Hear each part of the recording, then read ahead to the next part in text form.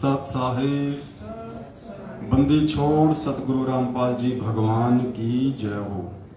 परमपिता परमात्मा सारी सृष्टि के रचनहार, कुल मालिक, असंख्य ब्रह्मांडों के स्वामी, तीनों लोकों में प्रवेश करके सबका भरण पोषण करने वाले जगत गुरु संत श्रोमणी सतगुरु रामपाल जी परमेश्वर जी के चरण कमल में आज दिनांक 22 जून 2022 को हम सभी सत्सेवक भाई बहनों की तरफ से कोटि कोटि सादर दंडवत प्रणाम। और आप सभी वीडियो देख रहे भाई बहनों को हम सभी की तरफ से प्यार भरा सत साहिब। पुण्यात्माओं, एक बार फिर से परमपिता परमेश्वर सतगुरु रामपाल जी भगवान ने हम सभी आत्माओं के ऊपर छोटी सी साथ संगति की दया बख्शी है। घंटे भर हम परमपिता परमेश्वर की साथ संगति में बैठेंगे, मालिक की महिमा करेंगे, ज्ञान आधार से कुछ चर्चाएं करेंगे ताकि हमारा विश्वास भक्ति मार्ग पे और ज्यादा दृढ़ हो। तो फिर हम सभी भगत भाई बहन बैठे हैं, नेपाल से भाई बहन बैठे हुए हैं, लास्ट में दास की माता जी बैठी हुई है, पीछे खिमकला बहन है नेपाल से, कमला बहन है नेपाल से, अंशिका दासी है, अपने कजोड़ भगत जी हैं, पीछे संतोष भगत जी हैं, आगे अपने दर्शनदास भगत जी हैं, पीछे ललित भगत जी हैं नेपाल से, खेमराज भगत जी हैं और दिल्लीराम भगत जी हैं नेपाल से। तो दया परमपिता परमात्मा की और साथ संगत की करने का या रखवाने का केवल एक ही मकसद होता है कि जितना जल्दी हो सके और जितना ज्यादा हो सके हम सतगुरु रामपाल जी भगवान को भगवान मान के, क्योंकि भगवान तो वे हैं ही, लेकिन हमारी जो अल्प बुद्धि है वो काल प्रेरित होने के चलते अभी उन्हें परमेश्वर के रूप में स्वीकार नहीं कर पा रही है। तो जितना जल्दी हो सके उतना उस विनाशकारी समय से पहले पहले हम परमेश्वर को परमेश्वर मान के और मर्यादा में रह के उनकी भक्ति करें, ताकि आने वाले विनाशकारी समय में हम परमेश्वर की आंखों के सामने अकाल मौत का शिकार ना हो।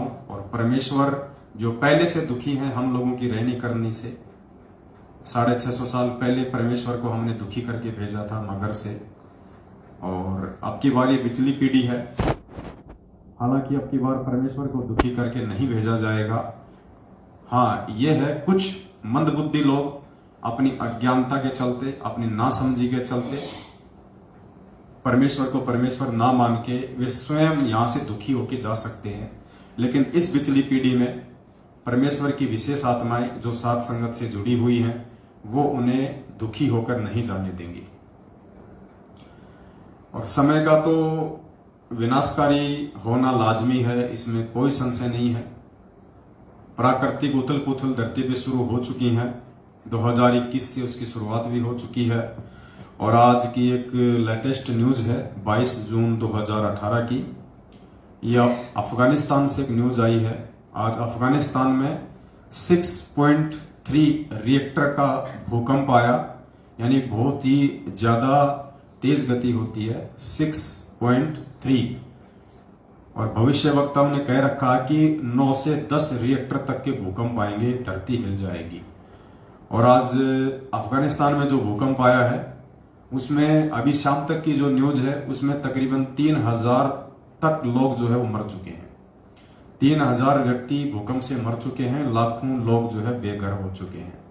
तो ये तो एक छोटा सा एग्जाम्पल है, एक छोटे मोटे नमूने हैं जो आप सबके सामने उस विनाशकारी समय से पहले परमात्मा एक ट्रेलर के रूप में दे रहा है, दिखा रहा है, ताकि अपने आसपास की घटनाओं को देख के संभल जाओ, सुधर जाओ।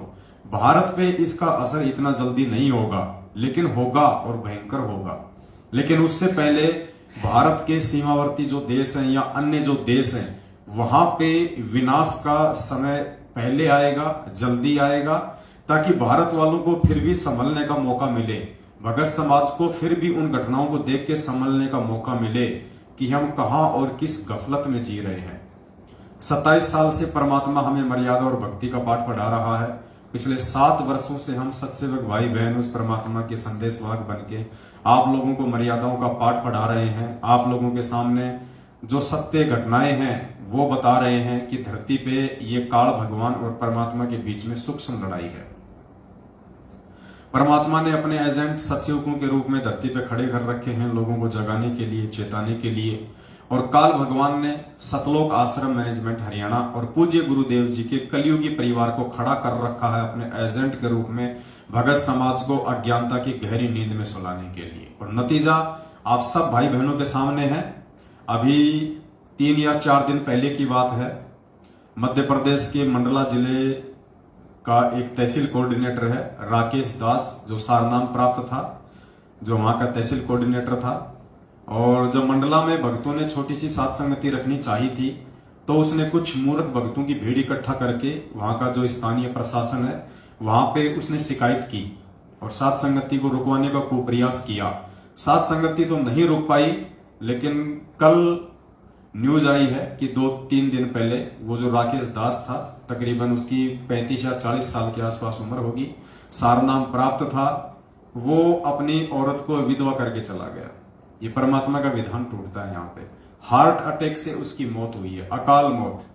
जबकि परमात्मा का विधान है इस व्यक्ति का कि जिस भी पूरे परिवार ने नाम दीक्षा ले रखी होगी तो वो बहन विधवा नहीं हो सकती। यानी पत्नी से पहले इस भक्ति मार्ग में आने के बाद यदि आप मर्यादाओं में हैं तो पति की मृत्यु नहीं हो सकती। जबकि राकेश दास सार नाम प्राप्त है, तहसील कोऑर्डिनेटर है, फिर भी इसकी हार्ट अटैक से अकाल मौत हुई है। पीछे बच्चों को रोता बिलखता छोड़ गया, इसकी औरत विधवा हुई है, जो परमात्मा का विधान टूटा है। तो बाकी जो भगत भाई बहन है, संगत वाले, जो अभी भी इस सतलोक आश्रम मैनेजमेंट हरियाणा और ये कोऑर्डिनेटर नामदान संचालक इनकी भांग के नशे में सोए पड़े हैं, उनको जागना चाहिए भाई। तुम्हारी आंखों के सामने तुम्हारे मुख्य सेवादार, कुछ दिन पहले बिहार का स्टेट कोऑर्डिनेटर राजदेव दास, हार्ट अटैक से उसकी मौत हुई, बाथरूम में बैठा बैठा मर गया। और परमात्मा कहते हैं मल द्वार से जिसकी आत्मा निकलती है वो सीधा नरक में जाता है। तो पुण्यात्मा, विचार आप लोगों ने करना पड़ेगा। हालांकि हमें यह भी पता है कि आप सभी लोग विचार नहीं कर सकते, आप सभी लोगों का बुद्धि स्तर उतना नहीं है जितना परमात्मा यहाँ पे चाहता है बनाना। लेकिन ये आपके अपने संस्कारों की कमजोरी है, इसमें परमात्मा का भी कोई दोष नहीं है। देखो, 27 साल से परमात्मा पूरी दुनिया को सत्संग कर करके समझा रहे हैं, और 8.5 अरब की जनसंख्या में से कितने लोग समझे? मुश्किल से 20 लाख लोग, मुश्किल से। क्योंकि 2014 बरवाला कांड तक केवल 14.5 लाख की संगत थी, उसके बाद में 5-6 लाख इन लोगों ने जोड़ दिए होंगे। हम कुल मिला के 20 से 25 लाख का आइडिया लगा ले संगत का, हद मार के। बाकी झूठ बोलने वाले तो झूठ बोलते रहते हैं, 1 करोड़ हो गए, 2 करोड़ हो गए। हकीकत में परमात्मा की जो संगत है वो 20 या 25 लाख से ऊपर नहीं है। ये तो संगत का आंकड़ा है, भक्तों का आंकड़ा नहीं बता रहा मैं केवल भीड़ का आंकड़ा बता रहा हूं, संगत का आंकड़ा है। भगत तो मुश्किल से 1-2 लाख ही होंगे परमात्मा के, मुश्किल से 1-2 लाख, जिनमें आधे तो सात संगतियों से जुड़ चुके हैं और आधे जुड़ने की प्रोसीजर में है। धीरे धीरे रोजाना सैकड़ों की संख्या में भाई बहन सात संगतियों से जुड़ते जा रहे हैं। तो पुण्यात्माओं, 27 साल से 8 अरब की जनसंख्या को भगवान सत्संग करके संदेशा दे रहा है। और कितने लोग आए? 20 लाख। मतलब 1% भी पूरी दुनिया की जनसंख्या का परमात्मा की शरण में नहीं आया। तो पुण्यात्माओं, हम सत्सयुगों के प्रयास से सारी संगत कहां से आ जाएगी? लेकिन फिर भी उस 1% से ऊपर संगत सात संगतियों से जुड़ चुकी है। तो परमात्मा हमें यह बताते हैं कि बेटा, खोकापुर के काग मिले दिन दोई रे, अरबों में कोई हंस हमारा होई रे। परमात्मा कहते हैं हमारे जो सच्चे सेवक होंगे, जो सच्चे भगत होंगे, वो तो लाखों में करोड़ों में कोई एक आधा होगा।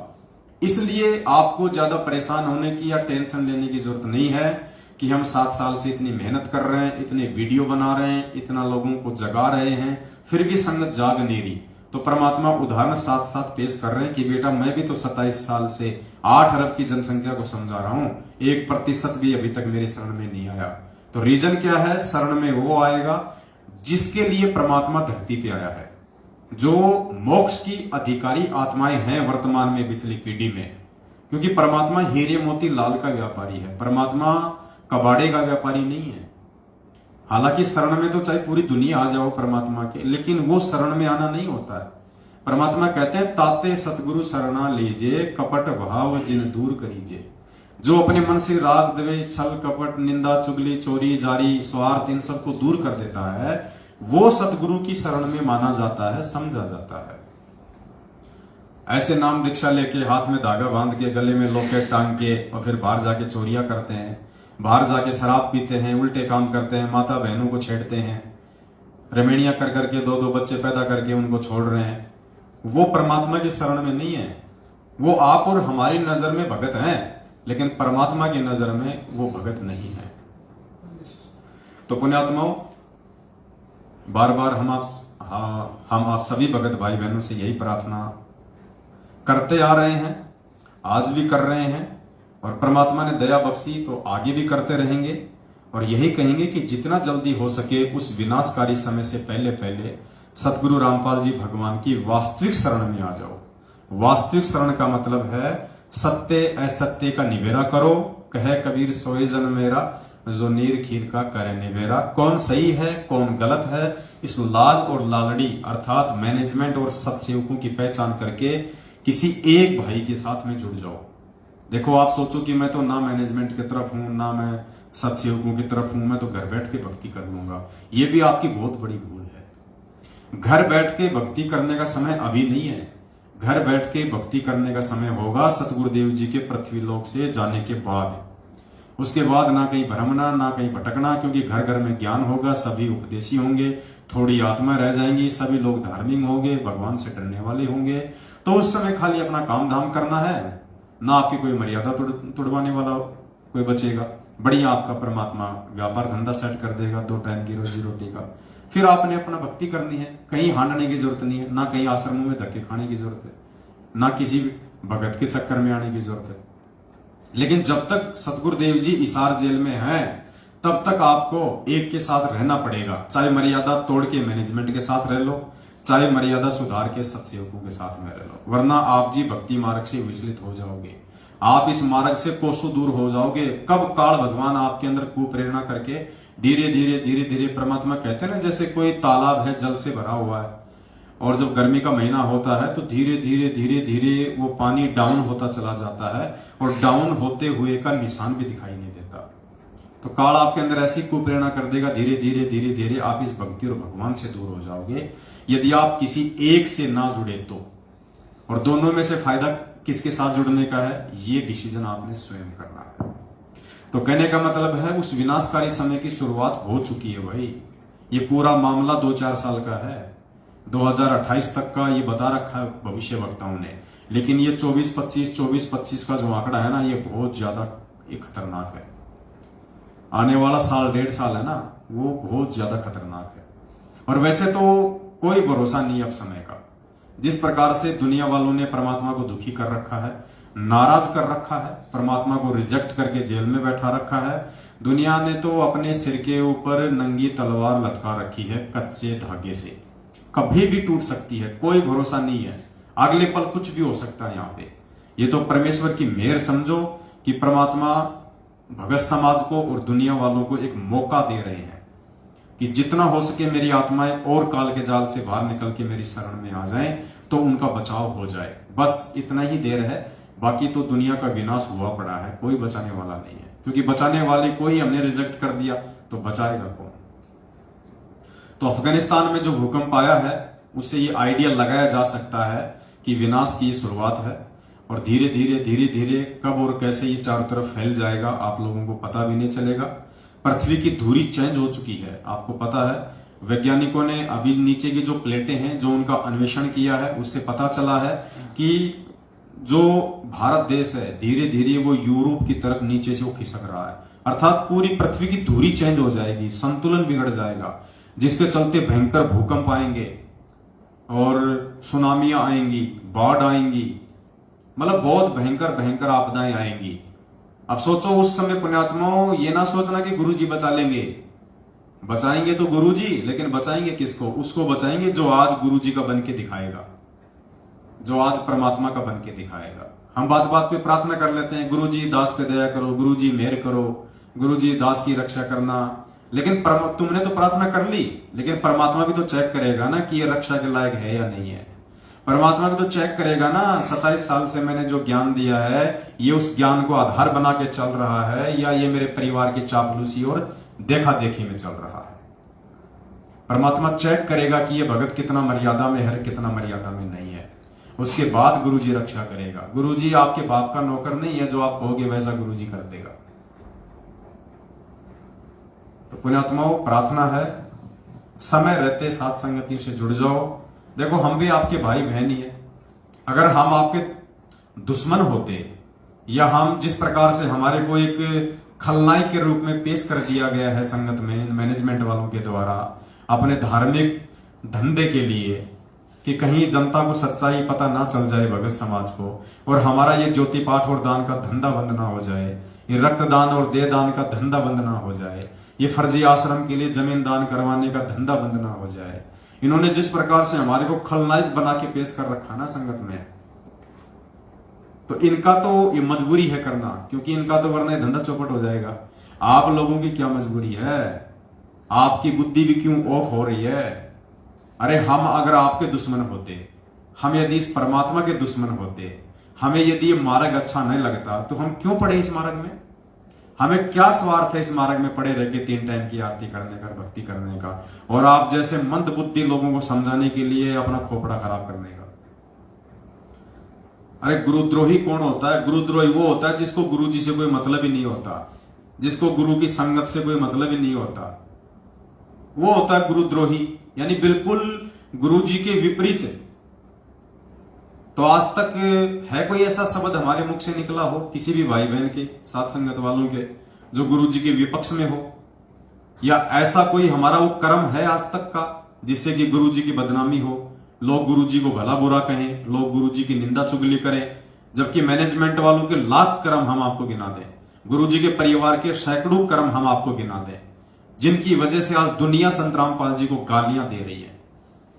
जब ये मनमुखी रूप से चंद पैसों के लिए राजनेताओं के तलवे चाटते हुए जब ये बीजेपी को वोट देने का फरमान जारी करते हैं पीले पर्चे के माध्यम से, तो कांग्रेस वाले और कांग्रेस के समर्थित जितने भी लाखों करोड़ों लोग हैं वो गुरुजी को गालियां देते हैं कि काय का संत है ये तो वास्तव में गुंडा है, भुंडा है, ये तो राम रहीम जैसा ही है, ये तो आसाराम जी जो है वो जैसा ही है, काय का संत, ये ज्ञान तो देता है सतलोकार, खुद ये गंदी राजनीति करता है। तो ये मैनेजमेंट अपनी करनी के चलते, अपने कुकर्मों के चलते गुरुजी को दुनिया से गालियां दिलवा रहा है। जब ये कांग्रेस को वोट डालने का आदेश देता है भक्तों को, तो बीजेपी वालों से गुरुजी को गालियां निकलवाता है।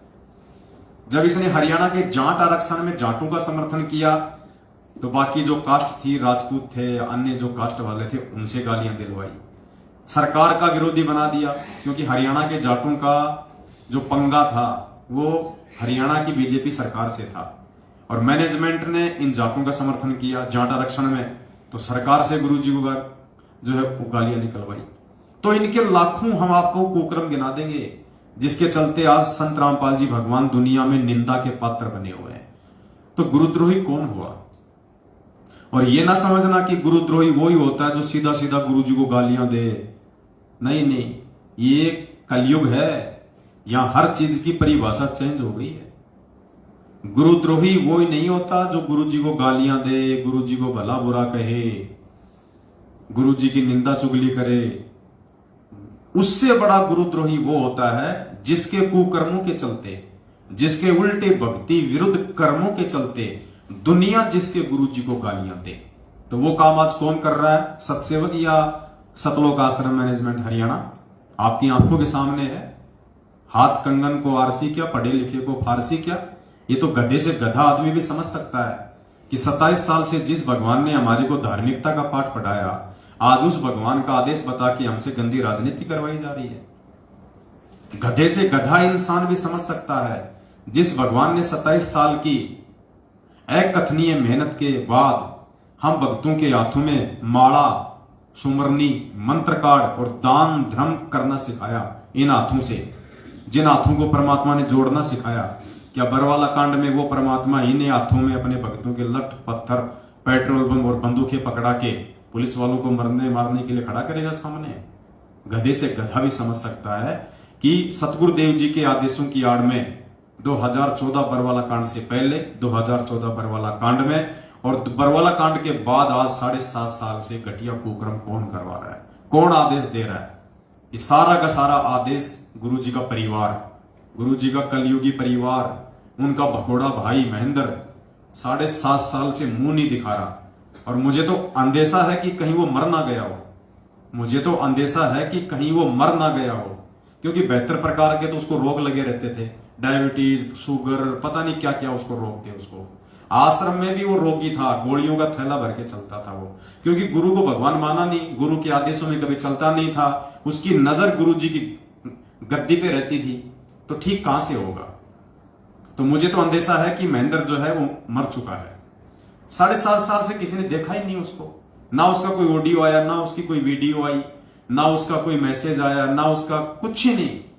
और मैनेजमेंट कहीं ना कहीं उसकी मौत को छिपा रहा है कि यदि संगत को पता चल गया कि गुरुजी का भाई महेंद्र मर गया तो संगत में कोई खलबली ना मच जाए, हमारा धार्मिक धंधा बंद ना हो जाए। तो 99% तो दास को लगता है जिस प्रकार से वो बीमार रहता था। और बीच में एक खबर आई थी 1-2 साल पहले कि उसकी हालत बहुत ज्यादा खस्ता हो रही है, बिल्कुल कांटे की तरह हो गया सूख के, क्योंकि भगवान के साथ में जो गद्दारी करेगा उसका क्या बचेगा। मालिक कहते हैं राम किसी को मारे नहीं, मारे तो हत्यारा राम, अपने आप ही मर जाएंगे कर कर खोटे काम।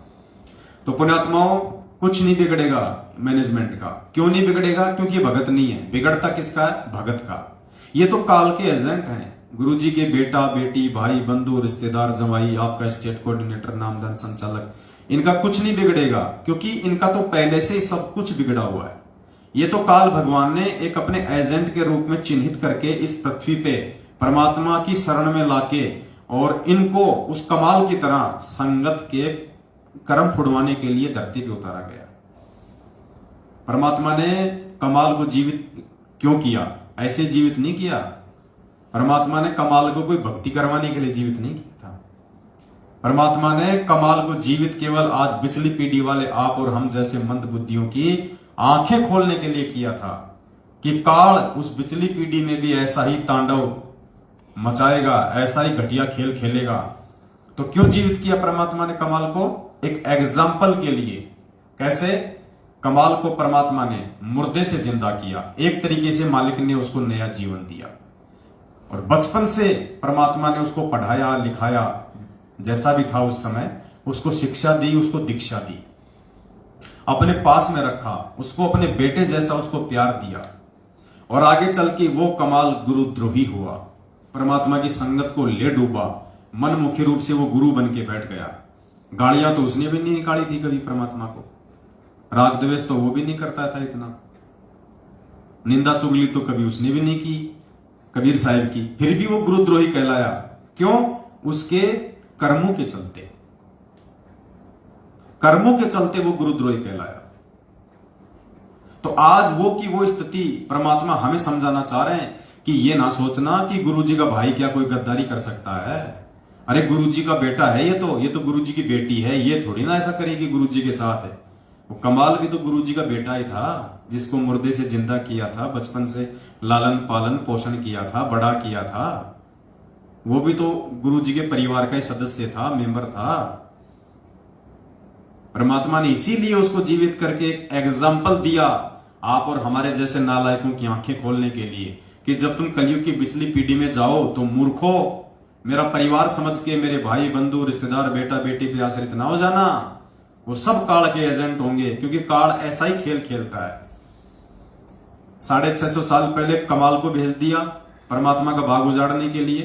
फिर परमात्मा ने जब धर्मदास जी के माध्यम से अपने मार्ग को चलाने की योजना बनाई तो धर्मदास के परिवार में धर्मदास के बेटे नारायण दास के रूप में मृत्यु अंध नाम का अपना काल का दूत भेज दिया। और धर्मदास की आगे फिर वो छठी पीढ़ी में आ गया काल टकसारी पंथ से।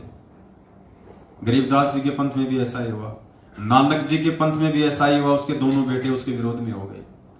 तो आज संत रामपाल जी के इस मार्ग को काल कैसे सही तरीके से चलने देगा? उनके भाई को भेज दिया अपने एजेंट बना के, उनके बेटा बेटी भेज दिए अपने एजेंट के रूप में, उनके रिश्तेदार भेज दिए अपने एजेंट के रूप में। क्योंकि काल को पता है कि संगत ये ज्ञान लेने के बाद में जगत वालों से भ्रमित नहीं होगी। अगर संगत को भ्रमित करना है तो संगत वालों के माध्यम से कराओ और विश्वास पैदा करके कराओ।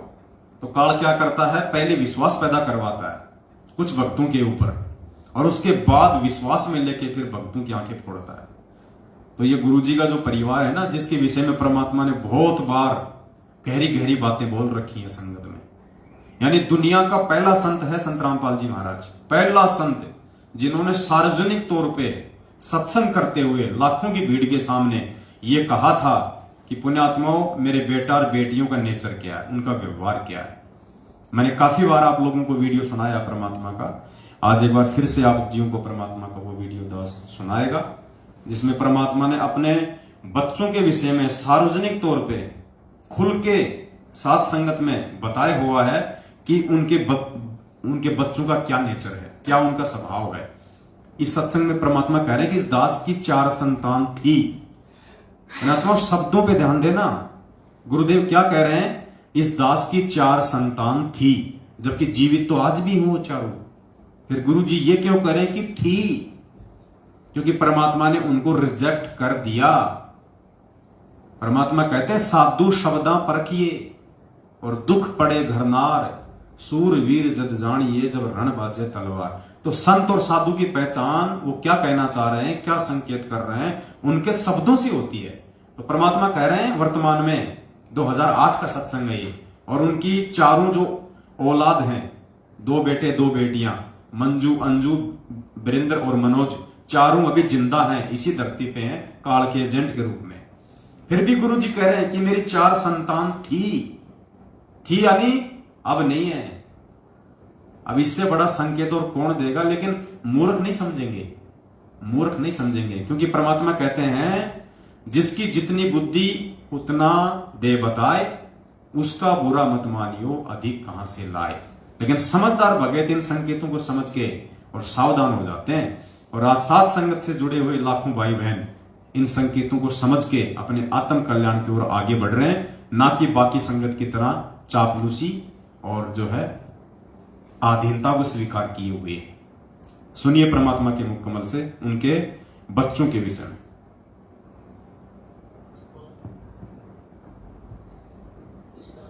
संतान 2 लड़के 2 लड़की थी।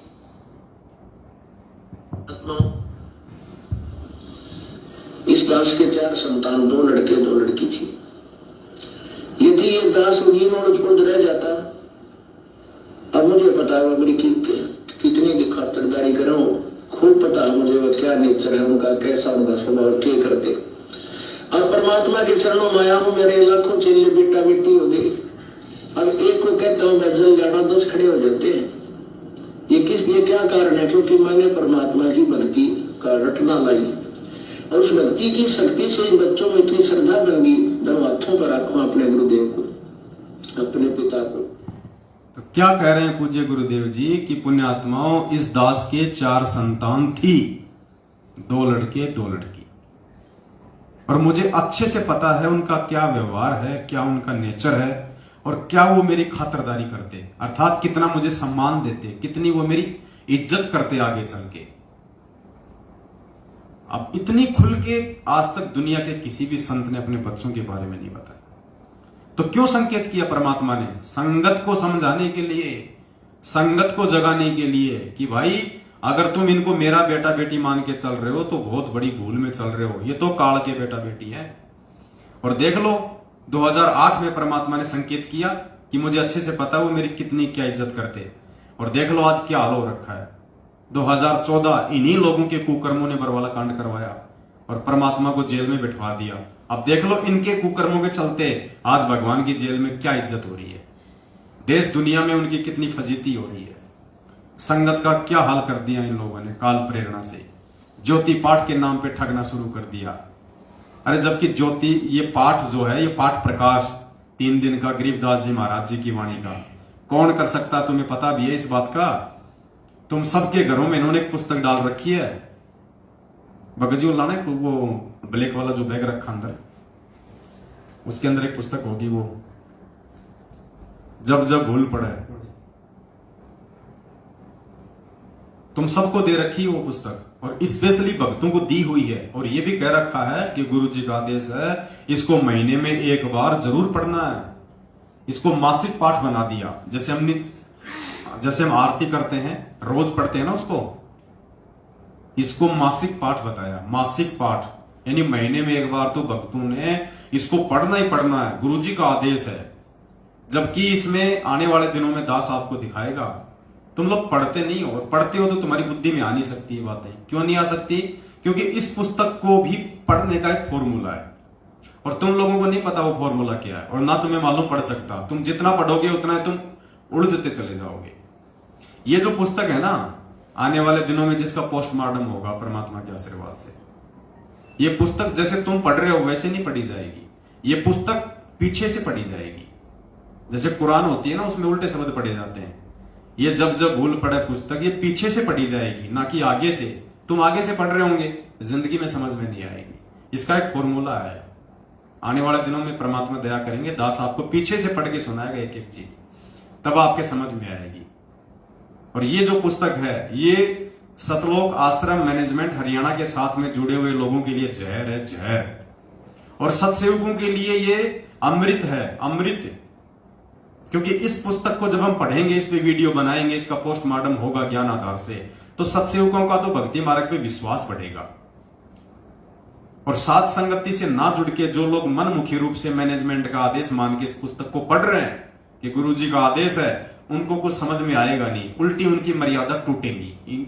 इसमें ऐसी ऐसी बातें लिखी हुई हैं जिससे आपको सीधा काल भगवान के मुंह में लेके जाया जाएगा। ये पुस्तक बिना साथ संगत से जुड़ा हुआ कोई भी व्यक्ति यदि इसको पढ़ेगा तो वो सीधा काल भगवान के मुंह में जाएगा, उसकी मर्यादा टूटेंगी। क्योंकि उसको बिगाड़ने की सामग्री है इस पुस्तक में, टोटली उसको बर्बाद करने की सामग्री है। और सत्सेवक जब साथ संगति के माध्यम से इस पुस्तक को पढ़ेंगे तो सत्सेवकों का परमात्मा पर भक्ति पे विश्वास दृढ़ होगा कि भगवान आपने दया करी, जो हमें आपने इस काल रूपी सतलोक आश्रम मैनेजमेंट हरियाणा से बचा लिया। आपने अपने कलयुगी परिवार रूपी काल भगवान के एजेंटों से बचा लिया, वरना आज हम धोबी के कुत्ते की तरह हो जाते, ना घर के ना घाट के, हमारे कुछ भी समझ में नहीं आता। तो आने वाले दिनों में इस पुस्तक को हम लेके चलेंगे। तो परमात्मा यहां पे अपने बच्चों के विषय में स्पष्ट बता रहे हैं, और आज तुम उन्हीं बच्चों की पूंछ पकड़ के चल रहे हो, उन्हीं की चापलूसी कर रहे हो, उसी कलयुगी भाई के आदेशों पे चल रहे हो, और उसी परिवार के आदेशों पे चंद टुकड़ों के लिए उनकी गुलामी करने वाले नामदान संचालक और कोऑर्डिनेटरों के पीछे चल रहे हो। भाई बुद्धि भ्रष्ट हो चुकी है। परमात्मा कुछ भी बचाव नहीं करेगा अगर समय रहते आंखें नहीं खोली और साथ संगति से नहीं जुड़े तो। अरे परमात्मा कहते हैं, कहे कबीर सोए जन मेरा, जो नीर खीर का करे निबेरा। अरे सत्य असत्य को देखना, जांचना, परखना भगत का प्रथम कर्तव्य है। तुम्हें किस मूर्ख ने बहका दिया? तुम्हें किस पागल ने कह दिया कि पवनदास का वीडियो देखोगे तो तुम जो है तुम्हारा नाम खंड हो जाएगा? ये किसी मूर्ख व्यक्ति की सोच है, घटिया व्यक्ति की, जिसका अपना स्वार्थ होगा। वो कह सकता है, परमात्मा नहीं कह सकते। परमात्मा ने तो कह रखा कि कहे कबीर सोए जन मेरा, जो नीर खीर का करे निबेरा। अब नीर खीर यानी दूध और पानी, दूध और पानी को आपस में मिक्स कर दिया हो, और उसको यदि कोई छान के, कोई परख के, कोई ऐसी कोई विधि हो जिससे वो दूध को अलग कर दे, पानी को अलग कर दे। परमात्मा कहते हैं मेरा सच्चा भक्त तो वो है, चाहे झूठ और सांच को आपस में कितना ही मिला दिया जाए, मेरा भगत मेरे ज्ञान से उनमें नीर खीर का निबेरा कर लेगा, निर्णय कर लेगा कि सच क्या और झूठ क्या है। उसके बाद में सत्य का संग करेगा, झूठ को त्याग देगा। उसको बताया भगवान ने हंस। अरे तुमसे तो जगत वाले अच्छे। एक आदमी पढ़ लिख के जज बनता है, कोर्ट में बैठता है, वो क्या करता? वो जज का क्या काम क्या होता है? निर्णय देना। वो दोनों पक्षों की बातें सुनता है, भले एक उसमें दोषी है और एक उसमें निर्दोष है, वो दोनों की बातें सुनेगा, बड़े धैर्य से सुनेगा, पक्षपात नहीं करता वो। भले उसको 20 तारीख देनी पड़े आगे, जब तक वो जान नहीं लेगा, निर्णय नहीं कर लेगा, वो नीर खीर का निबेरा नहीं कर लेगा कि सही कौन है और गलत कौन है, दोषी कौन है और निर्दोष कौन है, तब तक वो जज निर्णय नहीं देता, उसको कहते हैं जज। और तुम वैसे तो कहते हो कि हमने संत रामपाल जी भगवान से तत्व ज्ञान ले रखा है, हमारे गुरुजी ने हमारे को तत्व ज्ञान दे दिया। अरे गुरुजी ने तो सब कुछ दे दिया, तुमने क्या लिया? सोचो, तुम्हें अगर कोई जज बना दे, तुम भक्तों में से अगर किसी को कोई जज बना दे, नालायको तुम तो सबके घर बर्बाद कर दो, क्योंकि तुम्हारी तो आंखें नहीं है, तुम्हारी तो सही और गलत को फैसला करने वाली बुद्धि नहीं है, तुम तो देखा देखी में चलने वाले हो। तुमको कोई वकील साइड में आके 2 लाख रुपए दे दे, तुम तो आंखें बंद कर लोगे, क्योंकि तुम्हारी तो बुद्धि भ्रष्ट हो रखी है, मैनेजमेंट ने तुम्हारी बुद्धि भ्रष्ट कर रखी है। तुमसे अच्छा तो वो जगत वाला आदमी है जो कम से कम दोनों पक्षों की बातें सुनता है और उसके बाद में वो निर्णय किस आधार से करता है। वो अपने आधार से निर्णय नहीं करता, वो दोनों पक्षों की बातों को फिर कानून की किताब से मिलाता है, संविधान से मिलाता है, और संविधान के अंतर्गत जो दोषी होगा उसको दोषी करार देगा, जो निर्दोष होगा उसको निर्दोष करार देगा। तो नालायकों, दोनों की बातें सुनो, साथ संगत वालों की भी वीडियो देखो, मैनेजमेंट की भी बातें सुनो, और उसके बाद में जो संविधान की जो किताब है ज्ञान गंगा, संविधान के जो सत्संग है, गुरुजी के सत्संग, गुरुजी के वचन, फिर उनसे मिलान करो कि वास्तव में गुरुजी ने क्या कह रखा है और हमसे कौन सी पार्टी क्या करवा रही है।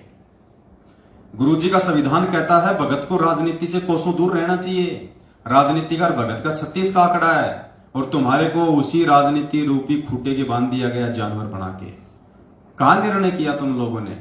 तुम लोगों ने तो अपनी भक्ति बर्बाद कर दी, अपना जीवन बर्बाद कर दिया, तुम लोगों ने अपना परिवार बर्बाद कर दिया, क्योंकि इनके पीछे लग के और एक गंदी राजनीतियां कर करके कितने परिवार उजड़ चुके हैं, कितने भगत भाई बहन अकाल मौत मर गए, पीछे से उनके बच्चे यतीम हो गए, उनकी औरतें विधवा हो गई, कितने परिवार बर्बाद कर दिए सतलोक आश्रम मैनेजमेंट हरियाणा ने।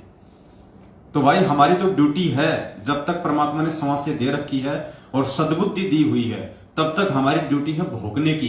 भाई हम तो भोगेंगे, हमें कोई परवाह नहीं है। तुम संगत वाले हमें अच्छा कहो चाहे हमारे को बुरा कहो, तुम अच्छा कह दोगे तो हम तुरंत सतलोक नहीं चले जाएंगे, तुम बुरा कह दोगे तो हम नरक में नहीं जाने वाले। हमारा फैसला सतगुरु के हाथ में है, संगत के हाथ में नहीं है। तो भाई और बहनों, थोड़ा विचार करो, इस बुद्धि को खोलो, वरना आने वाले समय में भगवान की आंखों के सामने मरोगे, परमात्मा की आंखों के सामने मरोगे। परमात्मा नहीं बचाएगा, क्योंकि ये अपना विधान नहीं तोड़ता। परमात्मा 27 साल से तुम्हें बचाने के लिए भगवान इतना अथक प्रयास कर रहा है, इतने संघर्ष झेल रहा है, तुम्हारे लिए लोगों की गालियां खा रहा है, तुम्हारे लिए लोगों की मार खा रहा है कि मेरे बच्चे ज्ञान आधार से थोड़ा परिपक्व हो जाएं, सही और गलत की जो है पहचान करने लग जाएं। और तुमने तो वो भेड़ चाल पकड़ रखी है, गुरु जी के वचनों पे कोई ध्यान नहीं तुम्हारा, गुरु जी के शब्दों पे कोई ध्यान नहीं तुम्हारा। गुरु जी कुछ कह रहे हैं, तुम कुछ कर रहे हो, क्या होगा भाई? ये निर्णय कर लेना समय रहते, नहीं तो बहुत ज्यादा बुरी दुर्गति और दुर्दशा को प्राप्त हो जाओगे, जैसे आए दिन हो रहे हैं। तो विनती कर सकते हैं हम केवल, वरना हमारा कोई स्वार्थ नहीं है, कोई स्वार्थ नहीं है। अरे कम से कम देख तो लो एक बार, हम लोग बोल क्या रहे हैं, हम लोग कह क्या रहे हैं। अगर हम गुरुजी की वीडियो ना सुनते, यदि हम गुरुजी के सत्संग ना सुनते, गुरुजी के द्वारा लिखित पुस्तकें ना पढ़ते, तो हमें क्या मालूम पड़ता कि पहले हम जो भक्ति साधना में लगे हुए थे, हम जिस संत और पंथ के यहां पे अंधे होके लगे हुए थे, वो सही था या गलत था। और अगर हिम्मत करके गुरुजी के वीडियो देख लिए तो आज सही राह पे चल रहे हैं ना, नहीं तो नरक की राह पे जा रहे थे। तो कम से कम एक बार देख लो सही क्या है और गलत क्या है। गुरुजी ने कौन से सत्संग में मना किया? परमात्मा ने तो हमेशा यही कहा है कि दूसरे के पैकेट में रखी हुई वस्तु को जब तक खोल के नहीं देखोगे तुम्हें मालूम क्या पड़ेगा उसके अंदर है क्या, उसमें गोबर भरा है या उसमें शहद है। तो पुण्यात्माओं, थोड़ी हिम्मत करके, और अगर तुम्हें भय है कि नामखंड हो जाएगा तो कोई बड़ी बात नहीं, एक बार नामखंड कर लो, अरे फिर से शुद्ध करवा लेना। तुम्हें कौन सा गंगा जी में जाके स्नान करना पड़ेगा? गली गली में इन्होंने फर्जी नामदान केंद्र खोल रखे हैं, अगर खंड भी हो जाए तो शुद्ध करवा लेना। और वैसे भी तुम कौन से शुद्ध हो? एक भी आदमी शुद्ध नहीं है संगत में, एक भी। एक भी भगत ये कहते कि मैं शुद्ध हूं, कोई शुद्ध नहीं है, सब खंडित है। जिनका बाप जेल में बैठा हो वो कभी भी वो ब्राह्मण नहीं बन सकता, वो पंडित नहीं रह सकता, भगत नहीं रह सकता जिसका बाप जेल में बैठा हो। और तुमसे ज्यादा खंडित तो ये तुम्हारा नाम शुद्ध करवाने वाले हैं। सबसे बड़े खंडित तो इन फर्जी नामदान केंद्रों का जो संचालन कर रहे हैं ना, वो है। क्योंकि यही लोग तो तुमसे मर्यादा तोड़वाते हैं, यही लोग तो तुम्हें पीले पर्चे के आदेश बताते हैं, इन्हीं लोगों की तुम गुलामी करते हो। और ये करते हैं ऊपर वालों की गुलामी, मैनेजमेंट की, गुरुजी के परिवार की। तो तुमसे पहले तो तुम्हारे नामदान संचालक और ये कोऑर्डिनेटर लोग हैं, ये खंडित है। तो तुम कहां से शुद्ध हो जाओगे? और तुम जैसे लोगों से नाम शुद्ध करवाने वाले कहां से शुद्ध हो जाएंगे? कुछ नहीं, ये तो परमात्मा कहते ना कि वो रमलू वाली और ताई वाली जो कहानी थी, बोले रमलू तने रो लियो, बोले ताई बोले आगे देखे जाना, रोए जाना। तो ये हाल करके छोड़ दिया तुम्हारा मैनेजमेंट ने, ना तुम घर के रहे ना तुम घाट के रहे। आज 90% संगत, जो भाई बहन साथ संगत से नहीं जुड़े हुए हैं, धोबी के कुत्ते जैसी हालत है उनकी, भले वो शर्मा शर्मी में किसी को ना बताओ। और अच्छी आत्मा है वो जो लोग समय रहते समझ गए, और आज भी धीरे धीरे समझते जा रहे हैं। लेकिन समय ज्यादा नहीं है, आगे का समय समझने समझाने का नहीं रहेगा। कुछ नहीं, जब आपत्ति आएगी, पूरे संसार पे विपत्ति आएगी, विनाश का समय शुरू होगा, तो तुम्हारे TV, radio, internet, mobile, WhatsApp, YouTube, mobile सब बंद हो जाएंगे। घर में घुसे रहोगे जैसे कोरोना के समय 2 महीने तुम घर के बाहर नहीं निकल सकते थे। फिर कहां जाओगे? कहां से विश्वास पैदा करोगे? कहां से दृढ़ता लाओगे? ये दृढ़ता उस समय उन आत्माओं में रहेगी। ये विश्वास परमात्मा उन आत्माओं में प्रकट करेगा जो आज सात संगति से जुड़ के 5 यज्ञ की खीर खा रहे हैं, अपने गुरु को भगवान मान के भोग लगा रहे हैं, भक्ति कर रहे हैं, मर्यादाओं में रह के और परमात्मा के मार्ग पे चल रहे हैं। उन आत्माओं को दृढ़ता मिलेगी। उन आत्माओं के साथ में उस समय सतगुरु रामपाल जी भगवान रहेंगे। तुम जैसे राजनीति करने वालों के साथ में तो काल भगवान भी अपना नाता तोड़ लेगा। खैर तुम्हारी मर्जी, हमारा तो काम है भाई बताने का, समझाने का। हम तो अपना जो फर्ज है वो पूरा हम करेंगे, बाकी आप भाई बहनों की अपनी अपनी अपनी समझ है। तो एक शब्द है परमात्मा का, पूज्य गुरुदेव जी के द्वारा लिखा हुआ है। शब्द को हम महिमा के रूप में गाएंगे और समझने का प्रयास करेंगे कि परमेश्वर ने इस शब्द के माध्यम से हम भक्तों को क्या जो है निर्देशित किया है। सत साहिब गुरु से लगन कठिन है रे भाई, गुरु से लगन कठिन है रे भाई। लगन लगे बिन काज न सरता, लगन लगे बिन काज न सरता। जीव पर ले हो जाई, गुरु से लगन कठिन है रे भाई, गुरु से लगन कठिन है रे भाई। क्या कह रहे परमात्मा? गुरु से लगन कठिन है रे भाई। पुण्यात्मा सबसे पहली जो लाइन है ना, सबसे पहली जो लाइन, ये पूरा निष्कर्ष है इस पूरे शब्द का। गुरु से लगन कठिन है रे भाई। आज 90% संगत की जो लगन है वो गुरु जी से नहीं है। गुरु से लगन का मतलब गुरु जी से एक रस हो जाना, गुरु जी को परमात्मा मान लेना, उसको कहते हैं गुरु से लगन लगना। यानी एक से जब आपकी लगन लग जाएगी तो दूसरे की आपको उम्मीद नहीं रहेगी, दूसरे की आपको आशा नहीं रहेगी। तो गुरु जी कहते हैं कि गुरु से लगन लगाना ही कठिन है, भक्ति कठिन नहीं है। अब 90% संगत की कैसे गुरु जी से लगन नहीं लग रही? क्योंकि जिन जिन लोगों ने ये 14 जून 2022 को एक कागज की फोटो के साथ में लगन लगा के उस काल्पनिक फोटो को अपना भगवान मान के उसका प्रकट दिवस मनाया है, उनकी कहां से गुरु में लगन है? कहां तुम्हारी गुरु में लगन हो गई? तुमने तो कागज की एक काल्पनिक फोटो से लगन लगाई है, अपने गुरु से कहां लगन लगाई? अगर गुरु से तुम्हारी लगन होती तो 14 जून को उधर मुंह करके भी नहीं सोते, और 8 सितंबर के दिन सतगुरु रामपाल जी भगवान का प्रकट दिवस मना के फिर साबित करते कि हमारी लगन तो हमारे जिंदा कबीर सतगुरु रामपाल जी भगवान से है। तुम्हारी कहां लगन है सतगुरु से? इसीलिए तो भगवान ये शब्द बनाए हमारी आंखें खोलने के लिए कि मूर्खों कहां चल रहे हो तुम।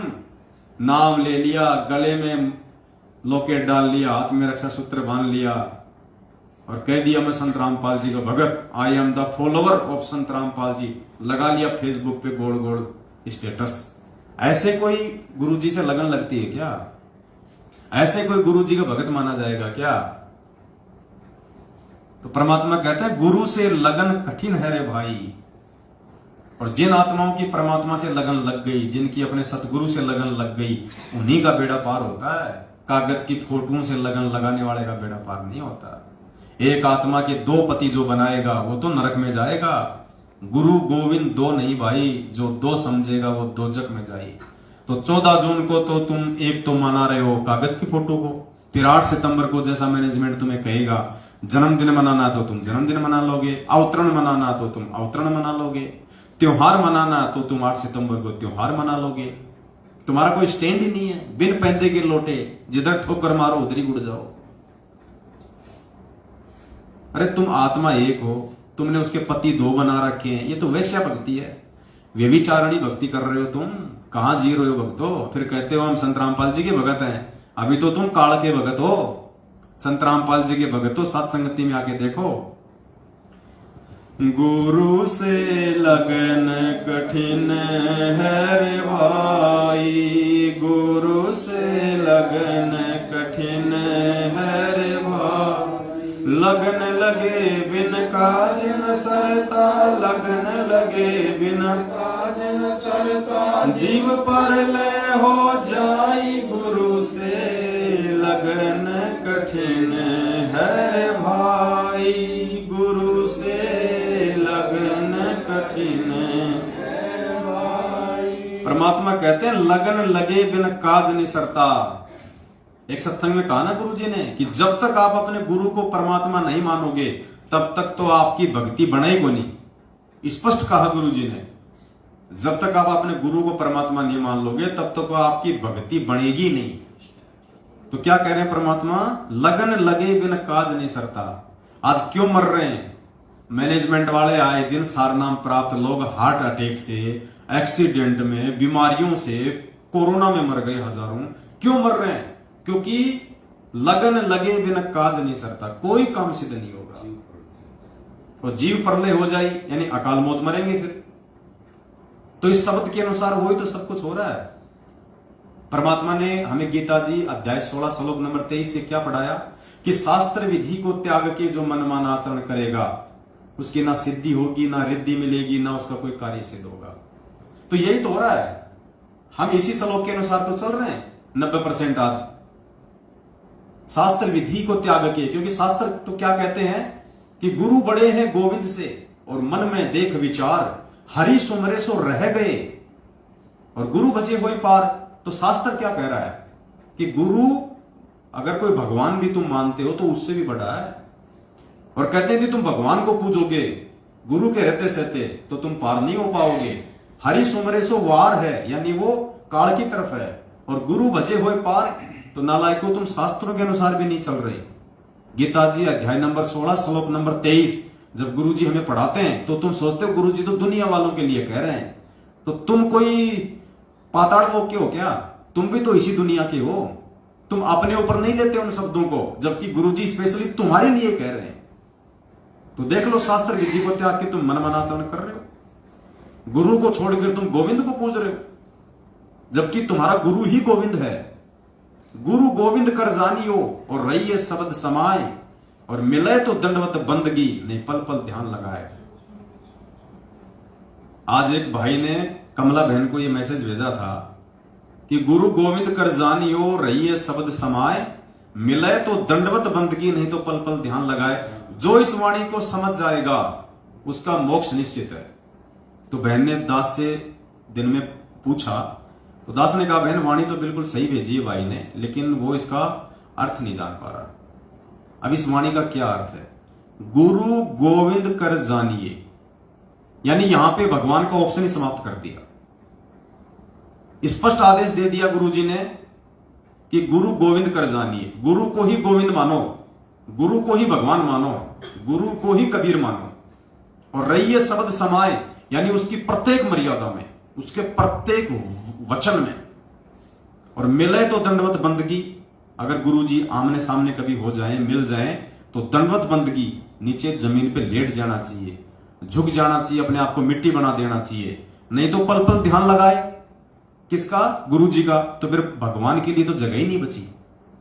भगवान को यदि आप मानते हो कोई और कोई गोविंद है, कोई भगवान है, तो भगवान के लिए तो इस वाणी में जगह नहीं छोड़ी। ध्यान भी उन्हीं का लगाना है, पल पल सामने आ जाए तो दंडवत भी उन्हीं को करना है, और गुरु को ही भगवान मान के चलना है, और उन्हीं के वचन में चलना है। तो तुम 14 जून को कहां धक्के खाने गए थे? किस कागज की फोटो को पूज के आए हो? क्यों अपना नाम खंड करके आए हो? अगर किसी का थोड़ा बहुत कोई बचा भी हुआ था, उनका भी इन्होंने 14 जून को खंड भंड कर दिया। तो परमात्मा कहते हैं लगन लगे बिन काज नहीं सरते। ये काज परमात्मा सत्सेवकों के सार रहा है। किसी की उंगली का नाखून भी अगर उतरा हो पिछले 7 साल से, एक भी बंदा लाके खड़ा कर दो। मर्यादा तोड़ने वाले तो 1000 मरेंगे, चाहे सत्सेवक हो चाहे मैनेजमेंट हो। अब आप कहोगे जी फिर मैनेजमेंट वाले भी वही मर रहे हैं जो मर्यादा तोड़ रहे हैं। तो मर्यादा तोड़वा कौन रहा है? ये मैनेजमेंट ही तो तोड़वा रहा है। तो मालिक कहते हैं लगन लगे बिना काज नहीं सरते, जीव प्रलय हो जाए, गुरु से लगन कठिन है भाई। जैसे पपैया बूंद का प्यासा, जैसे पपैया बूंद का प्यासा, पिया पिया रट लगाई, प्यासे प्राण निकल जावे सक और नीर ना भाई, गुरु से लगन कठिन है भाई, गुरु से लगन कठिन है भाई। लगन लगे बिन काज न सरता, लगन लगे बिन काज न सरता, जीव पर ले हो जाई, गुरु से लगन कठिन है भाई, गुरु से लगन कठिन है भाई। क्या कह रहे हैं परमात्मा? जैसे पपैया बूंद का प्यासा, पिया पिया रट लगाई। परमात्मा कहते हैं जैसे पपैया होता है ना, एक पक्षी होता है, और मालिक कहते हैं जो स्वाति नक्षत्र में जो बारिश होती है ना, वो केवल उस बारिश की बूंद का ही वो जो है वो जल ग्रहण करता है, बाकी जल नहीं पीता हो। चाहे प्यास के मारे वो प्यासा मर जाए, चाहे उसके प्राण निकल जाए, अगर वो पानी पिएगा तो स्वाति नक्षत्र में जो बारिश होती है उसी का जल पिएगा। तो पुण्यात्मा यहां पे परमात्मा ने पपैया की जगह एक भगत को रखा है, एक साधक को रखा है, और स्वाति नक्षत्र वो परमेश्वर स्वयं, उसका ज्ञान, उसके वचन, उनके आदेश, उनकी वाणी। तो जो सच्चा भगत होगा वो केवल अपने परमात्मा, अपने सतगुरु पर ही आश्रित होगा। सतगुरु के अलावा, यानी उस पपैया के लिए नक्षत्र, मतलब स्वाति नक्षत्र के समय में जो बारिश होती है उसके अलावा चाहे ऊपर से अमृत बरसा दो, वो अपना मुंह नहीं खोलेगा, उस अमृत को भी वो अपने अंदर ग्रहण नहीं करेगा, क्योंकि उसके शरीर की जो व्यवस्था है, उसकी जो प्रकृति है, वो परमात्मा ने वैसी ही बना रखी है। तो पुण्यात्मा यहां परमात्मा समझ रहे हैं कि उस पपैया रूपी भगत को यदि आश्रित रहना है, यदि उसको निर्भर रहना है, यदि उसको वास्तव में अपना मोक्ष करवाना है, तो केवल और केवल अपने गुरु भगवान पे ही आश्रित रहना है। अगर वो आदेश की पालना करे तो अपने गुरु भगवान के ही आदेशों की पालना करे। वो अगर किसी की पूजा करे तो केवल अपने गुरु भगवान की ही पूजा करे। अगर किसी के वचन को माने तो केवल अपने गुरु भगवान के वचन को ही माने। और तुम्हारे को तो इन्होंने पपैया से काला कौवा बना दिया, काला कौवा। गुरु जी का तो तुम एक भी आदेश नहीं मानते, और सारे आदेश तुम मानते हो पीले पर्चों के, और पीले पर्चे लिख रहा है मैनेजमेंट। एक भी आदेश इस पीले पर्चे का गुरु जी के ज्ञान से मेल नहीं खाता। अरे आंखें फूट गई है जब तो बात अलग है। अगर आंखें सही हैं तो 27 साल से गुरु जी के सत्संग सुन लो और देख लो, कभी भी गुरु जी ने रक्तदान की बात करी हो?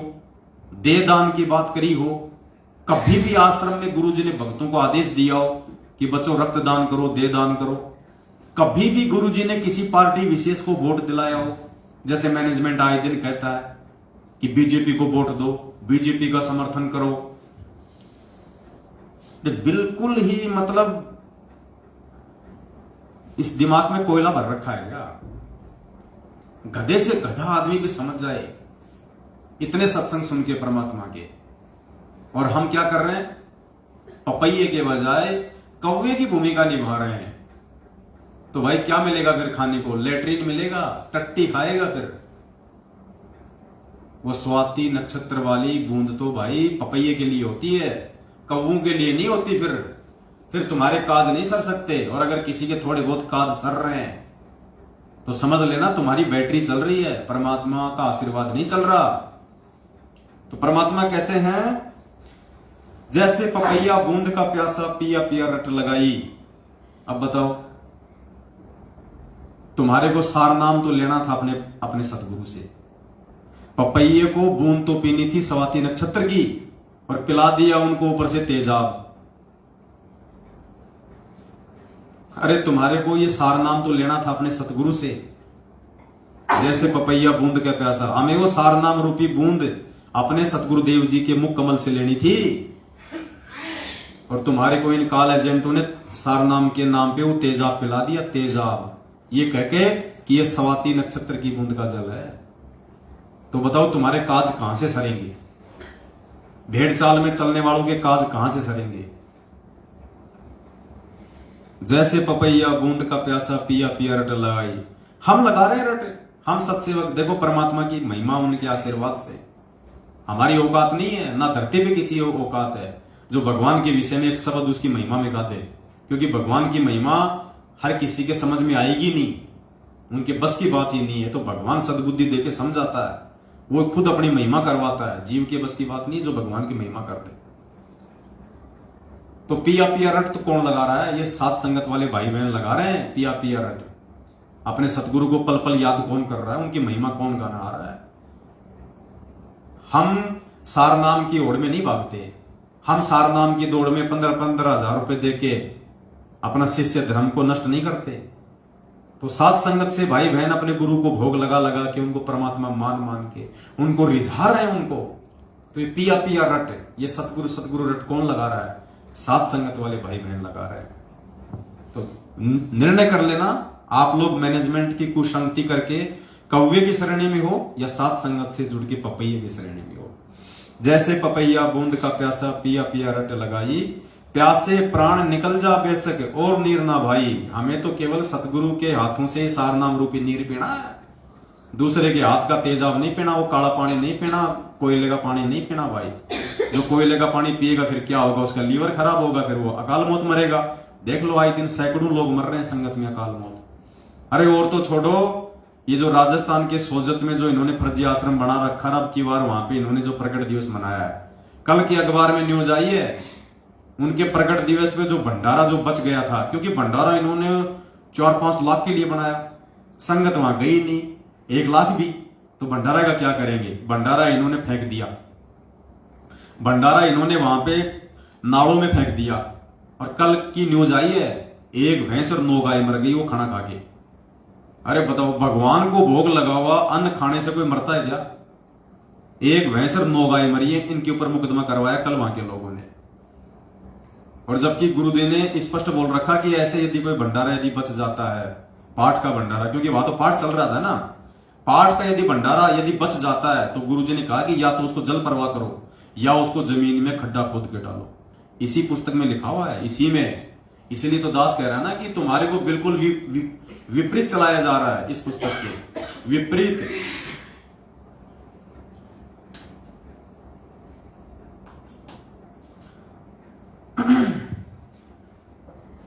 गुरु से लगन कठिन है रे भाई, गुरु से लगन कठिन है रे भाई। लगन लगे बिन काज न सरता, लगन लगे बिन काज न सरता, जीव पर ले हो जाई, गुरु से लगन कठिन है रे भाई, गुरु से लगन कठिन है भाई। जैसे मिर्गा शब्द स्नेही शब्द सुनन को जाई, जैसे मिर्गा शब्द स्नेही शब्द सुनन को जाई। शब्द सुने और प्राण दान दे, शब्द सुने और प्राण दान दे, तनिक नहीं बिराई, गुरु से लगन कठिन है भाई, गुरु से लगन कठिन है भाई। लगन लगे बिन काज न सरता, लगन लगे बिन काज न सरता, जीव पर ले हो जाई, गुरु से लगन कठिन है रे भाई, गुरु से लगन कठिन है भाई। आगे क्या करें परमात्मा, जैसे मिर्गा शब्द स्नेही शब्द सुनन को जाई। परमात्मा ने बताया जैसे हिरण है, और हिरण के अंदर एक कर्ण विकार है, और उसकी नाभि के अंदर परमात्मा ने कस्तूरी बताई। और वो कस्तूरी प्राप्त करने के लिए जो शिकारी होता है वो क्या करता है, वो एक मीठी सी सारंगी पे एक वाद्य यंत्र आता है, एक म्यूजिकल इंस्ट्रूमेंट आता है जिसको बोलते हैं सारंगी, वायलिन जिसको बोलते हैं। वो एक ऐसी धुन प्रकट करता है, इतनी मीठी वो धुन प्रकट करता है कि वो हिरण जो होता है वो विवश हो जाता है उसके आगे नतमस्तक होने को, उसे रहा नहीं जाता। और वो हिरण स्वतः आकर्षित होकर उस धुन के ऊपर उस शिकारी के घुटनों पे अपना सिर रख के बैठ जाता है, और शिकारी उसको मार देता है या फिर उसको पकड़ लेता है, और फिर उसकी वो कस्तूरी जो नाभि में होती है वो निकाल देता है। तो क्या कह रहे परमात्मा, जैसे मिर्गा शब्द स्नेही शब्द सुनन को जाई, शब्द सुने और प्राण दान दे, तनिक नहीं बिराई। उस शब्द को सुनने के लिए वो इतना विवश हो जाता वो कि वो अपने प्राणों की भी परवाह नहीं करता। वो पुण्यात्माओं, इसी प्रकार परमात्मा यह कह रहे हैं कि जो सच्चा भगत होगा, जो नेक भगत होगा, वो केवल अपने सतगुरु के ही वचनों को महत्व देगा, दूसरे के किसी भी आदेश को फॉलो नहीं करेगा। वो चाहे कोई कितना ही मीठा बोले, चाहे कोई कितना ही अच्छा लोभ लालच वाला कोई आदेश बताए, चाहे कोई कितना ही ऑफर वाला कोई आदेश बताए, बिल्कुल नहीं मानेगा। वो केवल अपने सतगुरु के वचन का ही इंतजार करेगा, अपने सतगुरु के वचन पे ही वो टिका रहेगा, सतगुरु का ही वो इंतजार करेगा। क्योंकि उसका जो भाव होता है, जो सच्चा भगत होता है, उसका भाव केवल अपने सतगुरु के वचन के प्रति ही होता है।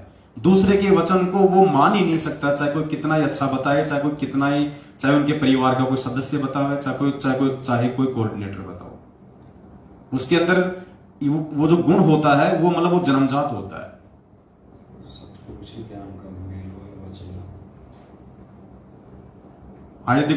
यदि कोई बात कोई कह रहा है और वो वचन यदि परमात्मा के वचनों से मेल खाते हैं तो ठीक है, वो स्वीकार्य है।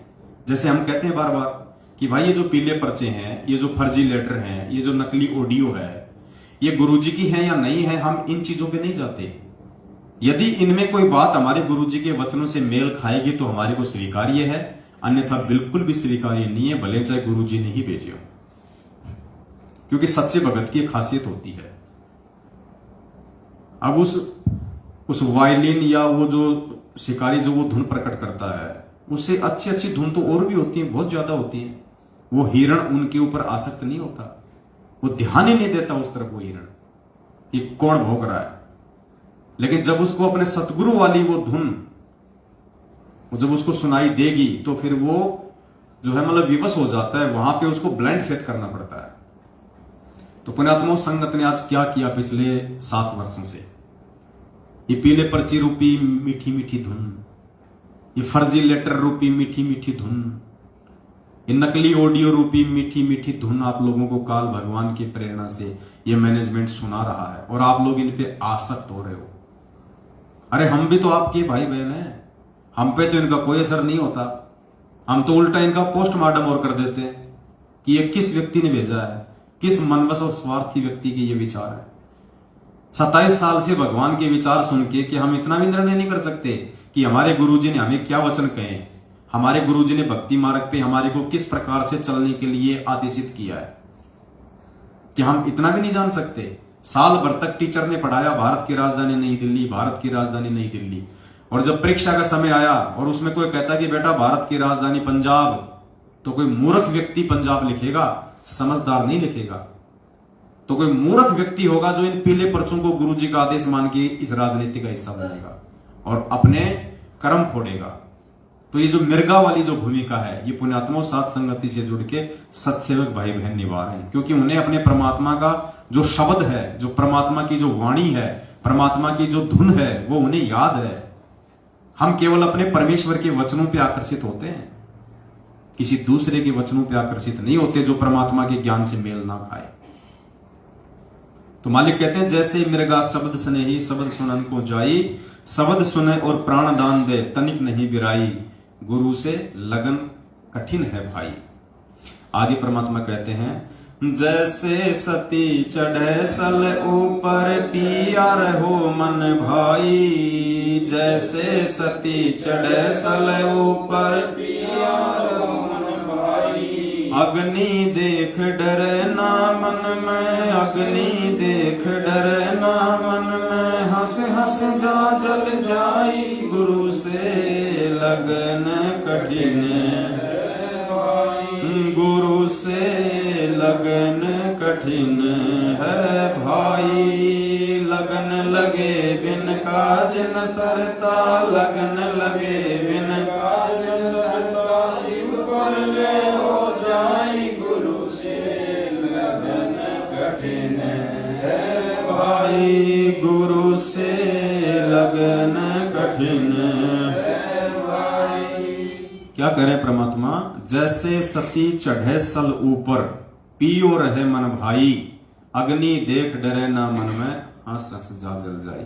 परमात्मा एक दृढ़ भगत को समझाते हुए, दृढ़ भगत को कह रहे हैं कि जैसे पहले के समय में परमात्मा ने बताया कि जब भारत देश अंग्रेजों का गुलाम था और हमारे देश में सती प्रथा थी। सती प्रथा यानी यदि किसी औरत का पति यदि मर जाता था तो औरत को उसकी चिता पे साथ साथ जो है वो जला दिया जाता था, उसको सती का नाम दिया जाता था। तो कहते हैं उस समय जो सती होती थी, जो औरत होती थी, उसके मन में ऐसे भाव भर दिए जाते थे। जब उसके पति की मृत्यु हो जाती थी तो उसके अंदर ऐसे विचार भर दिए जाते थे, उसके अंदर ऐसे भाव भर दिए जाते थे कि ना चाहते हुए भी वो आग में अपने पति के साथ बैठ के जलने से बिल्कुल भी नहीं डरती थी, नहीं घबराती थी। तो कहते हैं भगत का इतना ज्ञान सुनने के बाद में, इतने परमात्मा के वचन सुनने के बाद में, इतने सत्संग सुनने के बाद में, एक भगत का यह दृढ़ विश्वास हो जाना चाहिए अपने सतगुरुदेव जी के प्रति। वो इतना उनके प्रति मतलब आकर्षित हो जाना चाहिए, अपने गुरु को इतना समर्पित हो जाना चाहिए कि उसको अपने सतगुरु के अतिरिक्त, अपने गुरु जी के वचन के अतिरिक्त दूसरी कोई चीज उसको दिखाई नहीं देनी चाहिए उसको। और चाहे उसको कोई कितना ही उसको रोकने का प्रयास करे, कोई कितना उसको टोकने का प्रयास करे। कहते हैं जैसे सती चढ़े सल ऊपर, पियो रहे मन भाई, अग्नि देख डरे ना मन में, हंस हंस जा जल जाए। वो आग को भी देख के नहीं डरती। उसके घर वाले कहते हैं कि ये छोड़ देना, ये तू क्या करेगी जल के, देख तेरे छोटे छोटे बच्चे हैं, इनको कौन पालेगा। उसको संपत्ति का उसको लालच दिखाया जाता है, उसको बाल बच्चों की मोह ममता में उसको मतलब फंसाया जाता है। लेकिन वो तो मतवाली हो जाती है, उस पर तो नशा सवार हो जाता है कि नहीं, अगर मेरा पति नहीं तो मैं भी नहीं, मेरे पति का कोई वजूद नहीं तो मेरा भी कोई वजूद नहीं।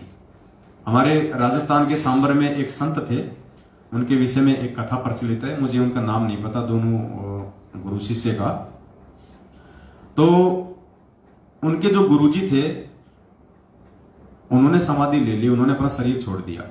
और उसके बाद उनका आश्रम में जो एक परम भक्त था, उसने उसी दिन से अपनी आंखें बंद कर ली थी। पट्टी नहीं बांधी, ना आंखें फोड़ी, आंखें बंद कर ली उन्होंने। और उन्होंने कहा कि जब मेरा गुरु ही नहीं है इस दुनिया में तो मैं यहां पे मैं देखूं किस चीज को। और यहाँ की चीजें देखने के लायक है क्या? कौन सी वस्तु है जो देखने के लायक है? जब मेरा गुरु ही नहीं रहा, अगर दर्शन मैं करता तो केवल अपने मैं गुरु के दर्शन करता। दीदार यदि मैं इन आंखों से करूं तो मैं अपने गुरु के करूं, और कोई भी चीज यहाँ पे दीदार के लायक नहीं है। तो उसने अपनी आंखें बंद कर दी और आजीवन उसने अपनी आंखें नहीं खोली जब तक उसने शरीर नहीं छोड़ा। हालांकि तत्व ज्ञान की दृष्टि से ये मतलब उचित नहीं है, उन आत्माओं को ज्ञान नहीं था, लेकिन उनके भाव थे, उनका समर्पण था। तो हमने उनके उस अज्ञान को नहीं पकड़ना, हमने उसके अज्ञान के पीछे छुपे हुए अपने गुरुजी के प्रति प्रेम भाव और समर्पण को पकड़ना है कि ऐसे ऐसे भगत भी होके जा लिए। तो यहां ये शब्द में परमात्मा कह रहे हैं कि जैसे सती चढ़े सल ऊपर पियो रहे मन भाई, अग्नि देख डरे ना मन में हंस जा जल जाए। उसको कितना लोभ लालच स्वार्थ उसको दिखाया जाता, उसको डराया जाता, उसको धमकाया जाता है, लेकिन वो अपने सतगुरु के प्रति इतनी ज्यादा आसक्त हो जाती है, इतनी ज्यादा समर्पित हो जाती है, इतनी ज्यादा मतवाली हो जाती है, उसको दुनिया में फिर कोई दूसरी बकवाद उसको दिखाई नहीं देती। तो सच्चे भगत की तरफ परमात्मा यहां पे इशारा कर रहे हैं। वो सती समझो, सच्चा भगत सत्सेवक, जब ये ज्ञान हो जाएगा कि धरती पे मेरा गुरु ही पूर्ण परमात्मा है, उसके बाद पुण्यात्माओं काल चाहे उसको कितना ही तोड़ने और मरोड़ने का प्रयास क्यों ना करे, चाहे काल उसको दूसरे नकली संतों और पंथों में जाने के लिए किन्हीं नकली संतों पंथों और उनके चेलों को चाहे निमित्त क्यों ना बनाए एक भगत को तोड़ने के लिए कि तेरे गुरुजी को मूल ज्ञान नहीं है, तेरे गुरुजी के पास तो खाली पवित्र ज्ञान है, तेरे गुरु के पास में सार नाम नहीं है, सार शब्द नहीं है, तेरा गुरु तो जेल में बैठा हुआ है, तू तो मर जाएगा उसके आने से पहले, उनको तो डबल डबल जो है उम्र कैद हो रही है। तो ये तो है काल भगवान के द्वारा जगत वाली विधि से हमारे को तोड़ने का प्रयास। तो कहते हैं जो सच्चा भगत होगा, जो परमात्मा का जो पक्का भगत होगा, जो दृढ़ भगत होगा, उसके तो कान के ऊपर जू भी नहीं रहेंगे उस सती की तरह। और दूसरा काल का दाव होता है संगत में से ही तोड़ने का। जैसे काल ने इस मैनेजमेंट को निमित्त बना दिया, ये रोज पीले पर्चों के माध्यम से हमारे को तोड़ने का प्रयास करता है, हमारी मर्यादाओं को खंडित करवाने का प्रयास करता है। ये रोज नकली ऑडियो फर्जी लेटर के माध्यम से भक्तों की मर्यादा तोड़वाने का प्रयास करता है। भक्तों को गुरुद्रोही के नाम पे डराया जाता है, धमकाया जाता है। भक्तों के घरों में जा जाके ये लोग पिटाई करते हैं। क्यों? काल का दबाव ऊपर से कि साम दाम दंड भेद, कोई भी घटिया नीति अपनाओ, मेरा आहार मेरे पास भेजो, इनकी मर्यादा तोड़ाओ। एक बार मर्यादा टूटी नहीं और वो भगत सतगुरु से दूर हुआ नहीं, उसके बाद काल इसको मार के अगले जन्म इसको गधा बना के छोड़ देगा, फिर कोई टेंशन नहीं उसको। तो पुण्यात्माओं, इस प्रकार हमने उस सती की जैसी भूमिका निभानी है भक्ति मार्ग पे अपने सतगुरु के प्रति। जैसे वो अपने पिया के प्रति इतनी मतवाली हो जाती है, उससे अपने बच्चों का भी मोह दिखाई नहीं देता। तो गुरुजी हमें समझा रहे हैं कि नालायको, ये पांचों यज्ञ की खीर खा खा के, साध संगति से जुड़ जुड़ के, ये प्रमाण और सबूत देख देख के इतने दृढ़ हो जाओ अपने गुरुजी पे कि ये यदि कल ही यदि आ जाए गुरुजी के चल बेटा सतलोक, तो पीछे से ना तो उन बच्चों में कोई मोह होना चाहिए। जैसे वो सती को दिखाते हैं ना कि देख तेरे छोटे छोटे बच्चे हैं, तू कहां आग में जलने जा रही है, इनको कौन पालेगा, ताकि उसको दया आ जाए, ताकि उसका मन डिग जाए और वो आग में ना जले, सती ना हो। लेकिन वो नहीं सुनती, किसी की नहीं मानती। तो इसी प्रकार गुरुजी हमें उस सती वाली प्रोसीजर में लेके आना चाहते हैं कि तुम मेरे ऊपर इतने आसक्ति, इतने मत वाले हो जाओ कि गुरुजी ने कह दिया बेटा सामने कुआं है, कूद जा, तो कूद जा। ये मत देख कि वो कितना ऊंडा है, ये झुक के मत देख, और ये मत कह कि गुरुजी इसमें तो पानी नहीं है, सूखा है, कहीं मेरा पैर ना टूट जाए। गुरुजी ने कह दिया कूद जा, तो कूद जा बस। गुरुजी ने कह दिया सामने बेटा पत्थर रखा है, इसको खाने लग जाओ, भले तुम्हारे दांत टूट जाएं। तो ऐसे परमात्मा हमें बनाना चाहते हैं। और वो हम बनेंगे कब? जब हमारी लगन हमारे एक गुरुजी से लगेगी। कागज की फोटो के अंदर हम घुसेंगे और उस नश्वर वस्तु को यदि हम भगवान मान के भोग लगाएंगे, वो तो पाखंड पूजा हो गई। फिर तो दुनिया वाले भी तो पत्थरों को भोग लगा रहे हैं। फिर हम में और दुनिया वालों में क्या अंतर हो गया? अरे फोटो को भी भोग लगाओ तो जो जिंदा है उसकी फोटो के सामने रख के लगाओ, और फोटो के मुंह में नहीं लगाना। फोटो केवल एक भाव प्रदर्शित करने के लिए है, सतगुरु की पल पल याद दिलाने के लिए है, ताकि हम डरें, हम जागते रहें, हमें याद रहे। कबीरा दर्शन साधु का, मुख पे बसे सुहाग, दर्श उन्हीं को होते जिनके पूर्ण भाग। अगर फोटो में यदि हम गुरुजी के देखेंगे तो कम से कम हमें गुरुजी याद आएंगे। गुरु जी की चंद बातें याद आएंगी हमारे को, हमारी इच्छा बनेगी चलो गुरु जी का सत्संग सुन लेते हैं। तो फोटो केवल परमात्मा में भाव बनाए रखने के लिए है। वैसे तो परमात्मा सृष्टि के कण कण में है, वो तो समर्थ है, वो तो चाहे तो फोटो में प्रकट हो जाए, लेकिन फोटो भी तो उसी की होनी चाहिए ना। तो हम सत्सेवक भी अगर फोटो के आगे रख के भोग लगाते हैं तो वर्तमान जिंदा कबीर की फोटो के आगे लगाते हैं, दाढ़ी मूछ वाली काल्पनिक हाथ से बनाई हुई फोटो के आगे नहीं लगाते। तो पुण्यात्माओं विचार करो, समझो, समय नहीं मिलेगा ये दोबारा। जैसे सती चढ़े सल ऊपर, जैसे सती चढ़े सल ऊपर, पिया रहो मन भाई, अग्नि देख डरे ना मन में, अग्नि देख डरे ना, हंस हंस चाचल जाई गुरु से लगन कठिन है भाई, गुरु से लगन कठिन है भाई। लगन लगे बिन काज न सरता, लगन लगे बिन काज न सरता, जीव पर में हो जाई गुरु से लगन कठिन है भाई, गुरु से लगन कठिन है भाई। दो दल सन्मुख आण जुटे हैं, दो दल सन्मुख आण जुटे हैं, सूरा लेत लड़ाई, टूक टूक हो पड़े धरती पे, टूक टूक हो पड़े धरती पे, वो खेत छोड़ ना जाई गुरु से कठिन है भाई, गुरु से लगन कठिन है भाई। लगन लगे बिन काज न सरता, लगन लगे बिन काज न सरता, जीव पर में हो जाई गुरु से लगन कठिन है भाई, गुरु से लगन कठिन है भाई। आगे पूज्य गुरुदेव जी एक भगत को सतगुरु के प्रति दृढ़ करने के लिए, उसको और ज्यादा विश्वासित करने के लिए परमात्मा क्या उदाहरण दे रहे हैं।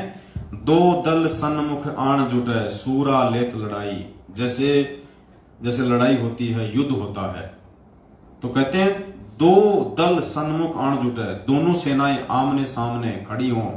कहते सूरा लेत लड़ाई, जो सूरवीर होते हैं, जो बहादुर होते हैं, जो पीठ दिखाना नहीं जानते, वो आपस में लड़ाई लड़ते हैं, वो आपस में एक दूसरे के सामने होते हैं। टूक टूक हो पड़े धरती पे, वो खेत छोड़ ना जाई। चाहे उनके शरीर के टुकड़े टुकड़े हो जाएं, लेकिन वो मैदान छोड़ के नहीं भगते, तब जाके वो सूरवीर की वो गति को प्राप्त होते हैं, वो शहीद का वो दर्जा प्राप्त करते हैं।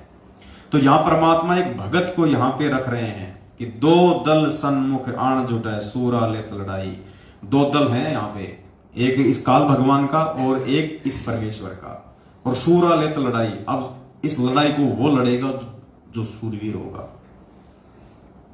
एक लड़ाई तो चल रही है काल भगवान और परमात्मा के बीच में मर्यादाओं को लेके, दूसरी लड़ाई चल रही है इन दोनों के एजेंटों को लेके। काल का एजेंट ये मैनेजमेंट, सतगुरु के एजेंट ये साथ संगत वाले। तो कहते सूरा लेत लड़ाई, जो सूरवीर होगा वो इस लड़ाई को जो है वो लड़ेगा। सूरवीर ही लड़ाई को लड़ सकता है, सच्चा भगत ही ये लड़ाई लड़ेगा, ये ज्ञान आधार की। और किससे लड़ेगा? परमात्मा कहते हैं वज्रबान की बोऊ बाड़ी, सतगुरु संत जीत है राड़ी। परमात्मा ने हमारे को तत्व ज्ञान रूपी ये वज्रबान दिया है, ये अस्त्र शस्त्र दिए हमारे को, ज्ञान आधार।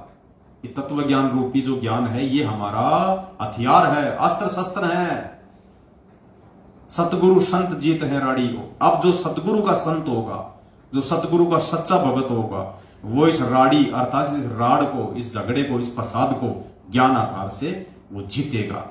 तो कहते हैं दो दल सन्मुख आण जुटे हैं, सूरा लेत लड़ाई, टूक टूक हो पड़े धरती पे, वो खेत छोड़ ना जाए, वो मैदान छोड़ के नहीं लगेगा, इस परमेश्वर के मार्ग को छोड़ के नहीं जा सकता। गुरु जी कहते हैं ना कि वो वाणी है परमात्मा की कि सो काल जग जोड़ी, कौन सी है? पर द्वार छोड़ना जाए। द्वार धनी के पड़ेगा। हाँ। गुरुदेव कहते हैं द्वार धनी के पड़ा रहे चाहे धक्के धनी के खा, सो काल जग जोड़ ही पर द्वार छोड़ ना जाए। तो ये परमात्मा का द्वार, ये परमात्मा का ये रण क्षेत्र है, ये भक्ति मार्ग जो है, जो सतगुरु रामपाल जी भगवान ने हमारे को जो एक सेना के रूप में खड़े किया है, विश्वास करके हमारे को परमात्मा ने काल भगवान की सेना के सामने जो खड़े कर दिया, हमारे को तत्व ज्ञान रूपी अस्त्र शस्त्र देके हमको भगत बना के एक सैनिक के रूप में परमात्मा ने इस युद्ध मैदान में, इस आध्यात्मिक महाभारत में हमारे को परमात्मा ने आज लाखों भक्तों को जो है वो खड़ा कर दिया। अब मालिक कहते हैं कि कौन लड़ेगा ये लड़ाई? सूरवीर लड़ेगा, जो सच्चा भगत होगा वो लड़ेगा। टूक टूक हो पड़े धरती पे पर खेत छोड़ ना जाई। अब टूक टूक होके पड़ने का मतलब आध्यात्मिक मार्ग में क्या होता है कि तुम्हारे को डराया जाएगा, तुम्हारे परिवार वालों के द्वारा, तुम्हारे रिश्तेदारों के द्वारा, तुम्हारे ऑफिस वालों के द्वारा, तुम्हारे समाज वालों के द्वारा। कोई किसी का पति किसी को जो है वो तोड़ने का प्रयास करेगा, डराएगा, धमकाएगा, घर से निकाल दूंगा, मैं निकल जाऊंगा, मार दूंगा, ये कर दूंगा। तो कहते हैं जो सच्चा भगत होता है, जो सूरवीर होता है, जो सतगुरु का, कहते हैं टूक टूक हो पड़े धरती पे, यानी वो सारे संघर्ष सहन करेगा, हर किसी के कुबोल वचन सुनेगा, किसी का कोई प्रत्युत्तर नहीं देगा। क्योंकि पुण्यात्मा एक सत्संग में परमात्मा ने बताया कि भक्ति मार्ग में सूरवीर वो होता है जो सहन करता है। जैसे जगत की दृष्टि में तो सूरवीर उसको कहते हैं जो 20-30 को मार दे, उसको कहते हैं सूरवीर। लेकिन आध्यात्मिक दृष्टि में सूरवीर वो होता है जो किसी का मर्डर नहीं करता, किसी को दुखी नहीं करता, किसी को सताता नहीं है। सूरवीर वो होता है जो सहन करता है, जो संघर्ष करता है, उसको भक्ति मार्ग में सूरवीर कहते हैं। तो हमने परमात्मा के सूरवीर बनना है। मालिक ने हमारे को काल भगवान के एजेंटों के सामने, चाहे वो जगत वाले हों, दूसरे पंथ वाले हों, चाहे मैनेजमेंट वाले हों, हम सत्सेवकों को भगवान ने तत्व ज्ञान रूपी या अस्त्र शस्त्र देके इस महाभारत, इस धर्म युद्ध में खड़ा कर दिया, सात संगति वाले मैदान में। अब परमात्मा कहते हैं कि बच्चों टूट मत जाना, टूक टूक हो पड़े धरती पे, चाहे कोई कितना ही तोड़ने का प्रयास करें, ये कितना ही सात संगतियों में आके हमारे को रोकने का प्रयास करें, तोड़ने का प्रयास करें, पुलिस प्रशासन को लाके हमारे को डराने धमकाने का प्रयास करें, परमात्मा कहते हैं जो सूरवीर होगा वो टूटता नहीं है। कोई बात नहीं भाई, तुम तुम्हारा काम करो, हम हमारा काम करेंगे। तुम्हारे को तुम्हारे फादर काल भगवान ने जो जिम्मेदारी दी है तुम निभाओ, हमारे को हमारे पूज्य गुरुदेव जी ने जो जिम्मेदारी दी है हम उसको निभाएंगे। हमें लड़ना नहीं, हमें झगड़ना नहीं, हमें किसी के प्रति मन में कोई बुरा भी नहीं सोचना। हमने वो करना है जो गुरुजी चाहते हैं। बस हमें विश्वास रखना है अपने गुरुदेव के ऊपर और हमने निरंतर आगे बढ़ना है। अपनी सावधानी रखो और सात संगतियों में आगे बढ़ते रहो। ये आमने सामने की लड़ाई नहीं है, ये पृथ्वीराज चौहान और मोहम्मद गोरी वाली आमने सामने की लड़ाई नहीं है। ये लड़ाई ज्ञान आधार की है।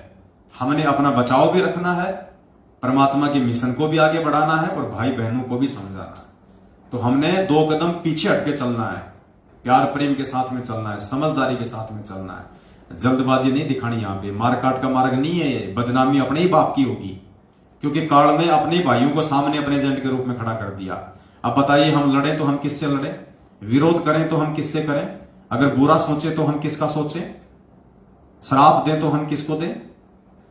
हमारे भाई सामने, उनकी बुद्धि अभी नादान है, वो काल प्रेरित है, वो समझ नहीं पा रहे, आगे चल के रोएंगे पछताएंगे, बात अलग है।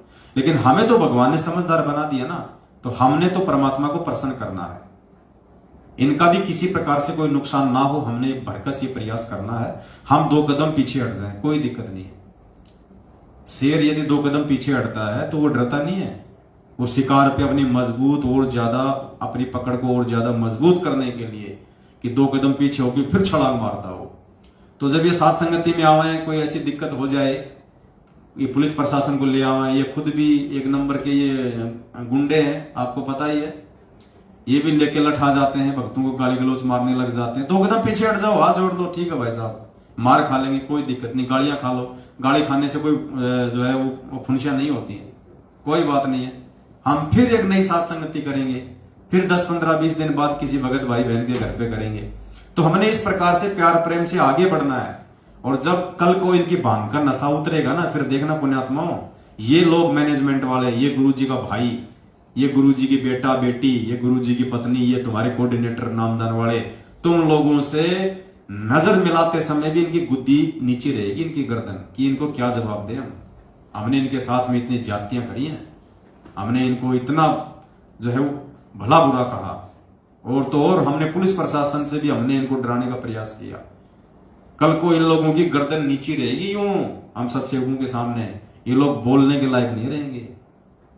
तो हमने हर प्रकार से मर्यादा में रहना है, हमने गुरुजी को प्रसन्न करना है।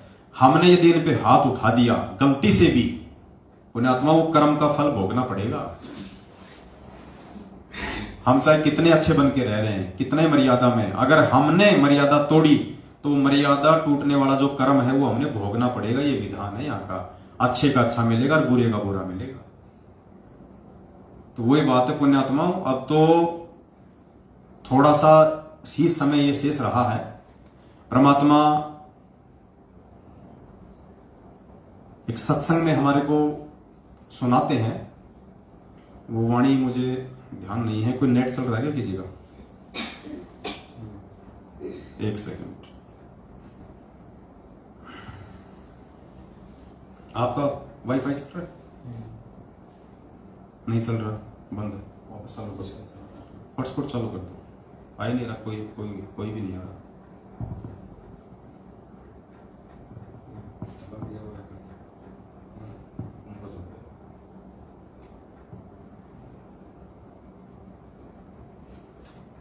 एक कथा है छोटी सी, आपको सुनाते हैं मालिक की दया से।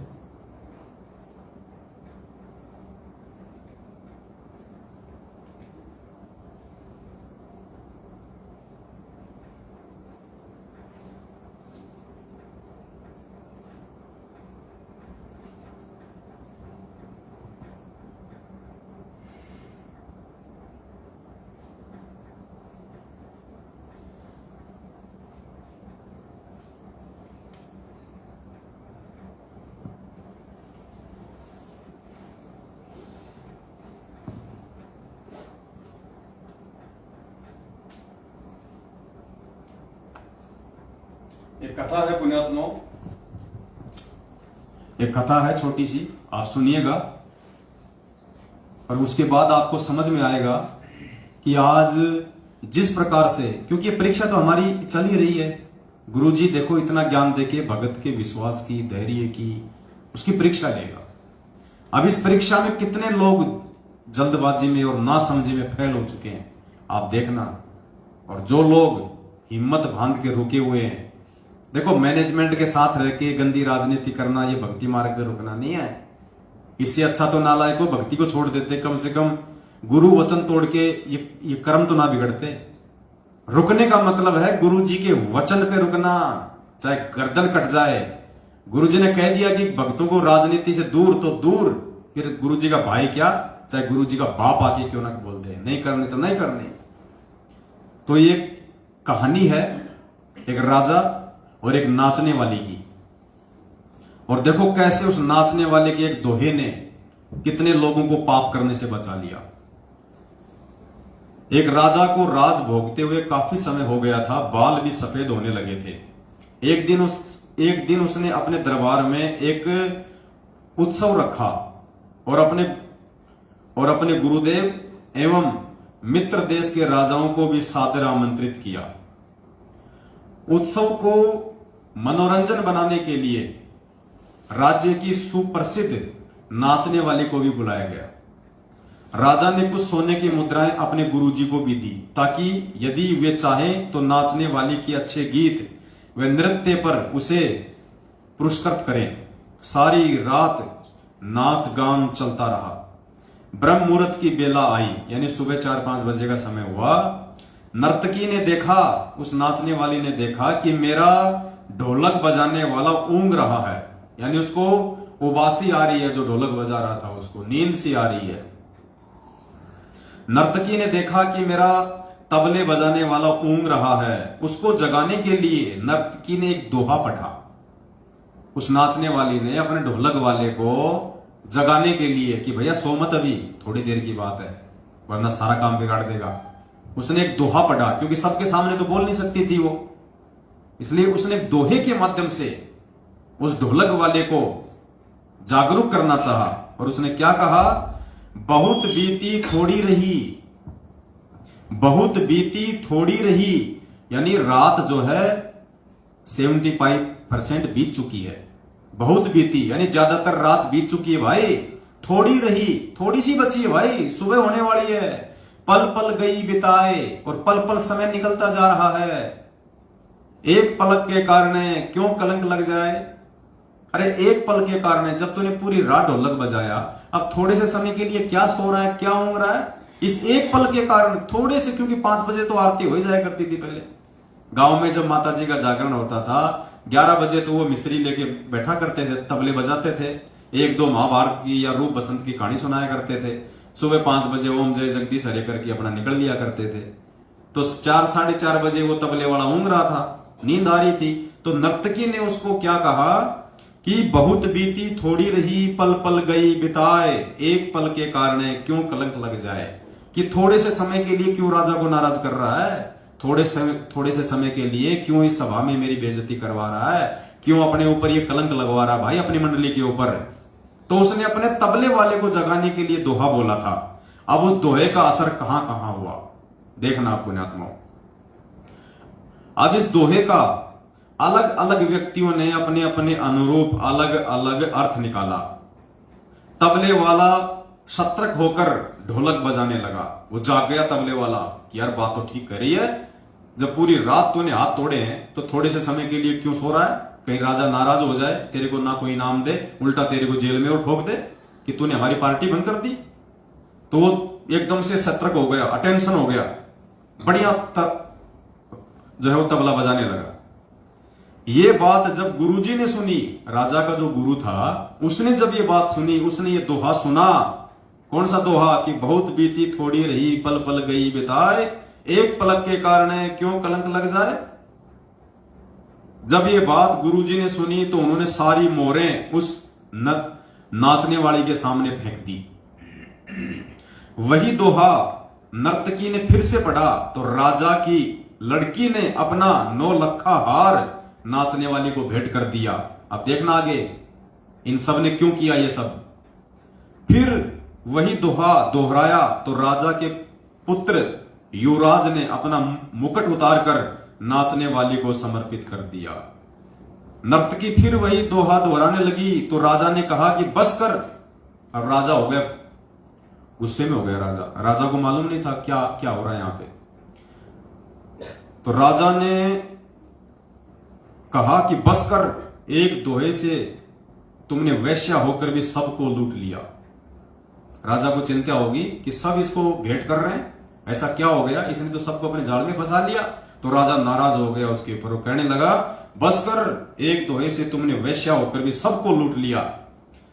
जब ये बात राजा के गुरु ने सुनी तो गुरुजी की आंखों में आंसू आ गए और गुरुजी कहने लगे राजा इसको तुम वैश्या मत कहो, ये तो अब मेरी गुरु बन गई है, इसने मेरी आंखें खोल दी हैं। ये कह रही है कि मैं सारी उम्र, यानी राजा के गुरु ने वैश्या के दोहे का क्या मतलब निकाला और कैसे उसकी आंखें खुली कि मैं सारी उम्र संयम पूर्वक भक्ति करता रहा और आखिरी समय में नर्तकी का मुजरा देखकर अपनी साधना नष्ट करने यहां चला आया हूं भाई, मैं तो चला। ये कहकर गुरुजी तो अपना कमंडल उठाकर जंगल की ओर अपनी साधना के लिए चल पड़ा। यानी उस दोहे का उस गुरु पे क्या असर हुआ कि रे नालायक, तूने बहुत बीती थोड़ी रही और पल पल गई बिताए, कि नालायक पूरी जिंदगी तो तूने साधना की, जंगलों में तूने तपस्या की भगवान प्राप्ति के लिए, और अब लास्ट समय में जब तेरा मोक्ष होने वाला है तो तू ये गंदे नाच देखने के लिए आ गया, अपने कर्म बिगाड़ने के लिए आ गया, तू अपनी भक्ति बिगाड़ने के लिए आ गया। तो राजा को इससे मतलब शिक्षा मिल गई और राजा ने वो उसके गुरु ने वो मोहरें उस नर्तकी को फेंकी और वापस अपनी साधना के लिए चला गया। अर्थात भक्तों को यहां पे शिक्षा लेनी चाहिए। पुण्यात्माओं, ये परीक्षा चल रही है हमारी और ये थोड़ा बहुत समय बचा हुआ है, गुरुजी के जेल से बाहर आने का थोड़ा ही समय बचा हुआ है। बहुत बीती बहुत गई, क्या वाणी है, बहुत बीती थोड़ी रही। यानी पुण्यात्माओं, अब हमारी जो परीक्षा का जो समय था, जो परमात्मा 7 साल से ले रहे हैं, वो ज्यादातर समय हमारा बीत चुका है। और थोड़ी रही, थोड़ा समय बचा है, साल डेढ़ 2 साल का, हद मार के। वैसे तो मालिक की मौज है, समर्थ के विषय में हम आकलन भी नहीं कर सकते, लेकिन जीव बुद्धि के हिसाब से सोच रहे हैं कि हो सकता है परमात्मा 1.5 से 2 साल में दया कर दे, बाकी हो सकता है परमात्मा 2028 तक का भी स्वांग रच दे। वो तो मालिक है भैया, भक्तों को बिल्कुल नीले कपड़े की तरह निचोड़ के देखेगा। वो तो जो उसका रहेगा, जो उसका होगा, वो तो भैया सबरी की तरह 1000 साल भी इंतजार करेगा। तो कहने का मतलब है बहुत बीती थोड़ी रही और पल पल गई बिताए, यानी ये जो परीक्षा का समय जो पिछले 7 साल से 2014 बरवाला कांड से जो ये चल रहा है, तो परमात्मा हमें समझाना चाहते हैं इस दोहे के माध्यम से कि नालायको, तुम्हारी परीक्षा का ज्यादातर समय बीत चुका है। तुमने जो कष्ट, तुमने जो संघर्ष जो किया है परमात्मा प्राप्ति के लिए, वो ज्यादातर समय बीत चुका है। अब थोड़े से समय के लिए अपना धैर्य मत खो, अपने गुरुजी से अपना विश्वास मत उठाओ, लोगों की बातों में आके तुम अपनी भक्ति बर्बाद ना करो, इन पीले पर्चों की मान के अपनी भक्ति बर्बाद ना करो, मेरे परिवार वालों के झूठे आदेशों को मान के तुम अपना ये भक्ति धन बर्बाद ना करो। बहुत बीती थोड़ी रही, पल पल गई बिताए, एक पलक के कारण क्यों कलंक लग जाए। अब थोड़े से समय के लिए, जब तेरा गुरु आने वाला है, जब तेरा गुरु तुझे जो फसल तूने बोई है उसका परिणाम तुझे देने वाला है, थोड़े से समय के लिए क्यों अपना एक कर्म धर्म नष्ट कर रहा है, क्यों दूसरे पंथों में जाके अपना समय बर्बाद कर रहा है, अपनी भक्ति बर्बाद कर रहा है, अपने गुरु को बदनाम कर रहा है, अपने स्वयं के जीवन को बर्बाद कर रहा है थोड़े से समय के लिए। तो राजा के गुरु ने क्या किया, वापस शिक्षा लेके जंगल में चला गया अपने साधना के लिए।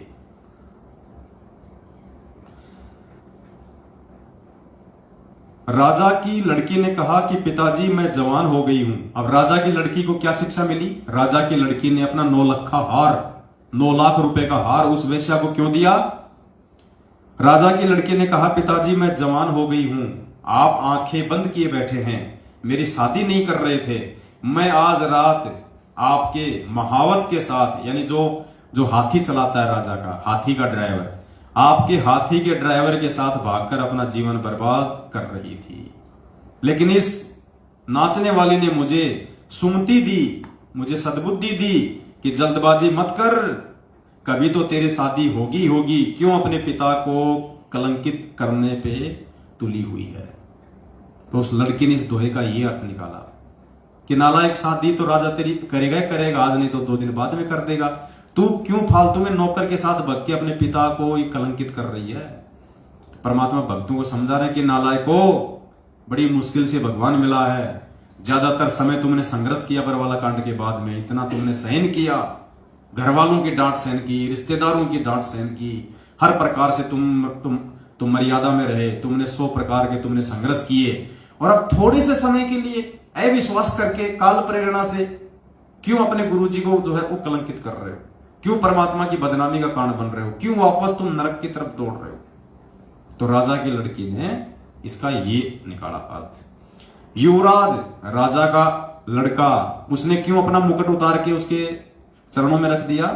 युवराज ने कहा पिताजी आप बूढ़े हो चले हैं, फिर भी मुझे राज नहीं दे रहे थे, मैंने आज रात ही आपके सिपाहियों से मिलकर आपका मर्डर करवा देना था, लेकिन इस नाचने वाली ने समझा है कि रे पगले, आज नहीं तो कल आखिर राज तो तुझे ही मिलना है, क्यों अपने पिता की खून का कलंक अपने सिर पर ले रहा है, धैर्य रख। पुण्यात्माओं, एक दोहे ने कितनों का जीवन बदला। तो ये जो वैश्या का जो ये दोहा था, ये नर्तकी का जो दोहा था, पुण्यात्माओं ये सात संगति है। ये दोहा है ना, ये नर्तकी का, ये सात संगति है। इस सात संगति को कितनी आत्माओं ने समझाया है, इस सात संगति ने कितनी आत्माओं को सुलझाया है। जो बरवाला कांड के बाद मैनेजमेंट की हरकतों से गुरुजी में दोष देख के जो भक्ति छोड़ चुके थे, आज हजारों की संख्या में लोग वापस भक्ति से जुड़ रहे हैं। आज वर्तमान में जो हमारे नए नए भगत भाई बहन जुड़ रहे हैं फर्जी नामदान केंद्रों से, या जिन्होंने ऑनलाइन नाम दीक्षा ली थी कोरोना काल में, और ज्ञान ना सुन पाने के चलते, मर्यादाओं की पूरी तरह से जानकारी ना हो पाने के चलते, जो अपनी मर्यादाओं को तोड़ रहे थे, जो गुरुजी के भगत होने के बावजूद भी गुरुजी के विरुद्ध ही जो है भक्ति मार्ग की वो क्रिया कर रहे थे, उन आत्माओं ने जब से वीडियो देखे सात संगति के, तो वापस वो अपनी क्रियाओं को ठीक कर रहे हैं, परमात्मा को प्रसन्न कर रहे हैं, सात संगतियों से वो जुड़ रहे हैं। कितनों का परमात्मा ने जीवन संवारा है सात संगतियां शुरू करवा के, क्योंकि सात संगति ही मोक्ष का अंतिम द्वार है। आप सात संगति से निकले बिना, सात संगति से आप जुड़े बिना आप एक सच्चे भगत नहीं बन सकते, आप गुरु को भगवान नहीं मान सकते। तो सात संगति उस नर्तकी का दोहा है, जिसको जो व्यक्ति जिस तरीके से लेना चाहे वो ले सकता है। उस पूरी भरी सभा में 3-4 लोगों ने ही शिक्षा क्यों ली? बाकी भी तो देश विदेश के राजा लोग बैठे थे, मंत्री लोग बैठे थे, सिपाही भी तो बैठे थे जिनके साथ मिलकर मर्डर करना था उसके लड़के ने। उन सिपाहियों के तो दिमाग में आई नहीं ये बात। तो ये आएगी उनके दिमाग में, जो अधिकारी होंगे, जो परमात्मा के होंगे, जो अच्छी आत्मा होंगी, वही आत्माएं बरवाला कांड को समझ पाएंगी, परमात्मा के जो है उद्देश्य को समझ पाएंगी और सात संगतियों के मकसद को समझ पाएंगी। और वो पुण्यकर्मी आत्मा, वो अधिकारी हंस ही सात संगति से जुड़ सकते हैं, बाकी लोग नहीं जुड़ सकते।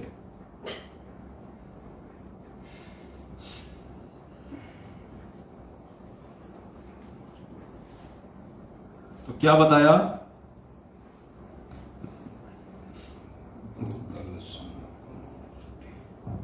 दो दल सन्मुख आण जुटे हैं, सूरा लेत लड़ाई, टूक टूक हो पड़े धरती पे, वो खेत छोड़ ना जाई, गुरु से लगन कठिन है भाई। तो कोई सूरवीर भगत होगा जो सतगुरु रामपाल जी भगवान के हिसार जेल से बाहर आने तक इस भक्ति रूपी मैदान में मर्यादाओं के साथ में डटा रहेगा। देखो पुण्यात्माओं, डटने को तो गुरु जी का परिवार भी डटा रहेगा, वो कोई गंगा जी नहीं जा रहा। लेकिन यहां बात हो रही है मर्यादाओं के साथ में डटने की। डटने को तो लाखों की संगत भी यहीं रहेगी। आज ये नहीं जा रही कोई काल भगवान के साथ में, सारे एक साथ नहीं जा रहे। डटने को तो लाखों की संगत भी यहीं डटी रहेगी, लेकिन उनका डटना कोई डटना नहीं है। डटना उसका है जो मर्यादाओं के साथ में डटे, क्योंकि संघर्ष का सामना उसको करना पड़ेगा जो मर्यादाओं में रहेगा। जो मर्यादा तोड़ेगा उसको संघर्ष नहीं करना पड़ता भक्ति पे। वो तो जगत वालों के साथ मिलके जगत वाले काम कर लेगा, भक्तों के साथ मिलके भक्ति वाले काम कर लेगा। वो भक्ति करना नहीं है, वो सूरवीरता के लक्षण नहीं है, वो संघर्ष नहीं है। संघर्ष है गुरु जी के वचन पे तुम्हारे सामने एक सारनाम रूपी, एक फर्जी सारनाम रूपी रोटी का टुकड़ा फेंक दिया और लाखों कुत्ते दौड़ पड़े और एक टुकड़े पे। बताओ, मालिक का कोई आता पता ही नहीं। अब पता नहीं उस रोटी के टुकड़े के बहाने कोई मांस का टुकड़ा डाल रहा है या कोई क्या डाल रहा है। लाखों लोग दौड़ पड़े बस उस टुकड़े को देख के।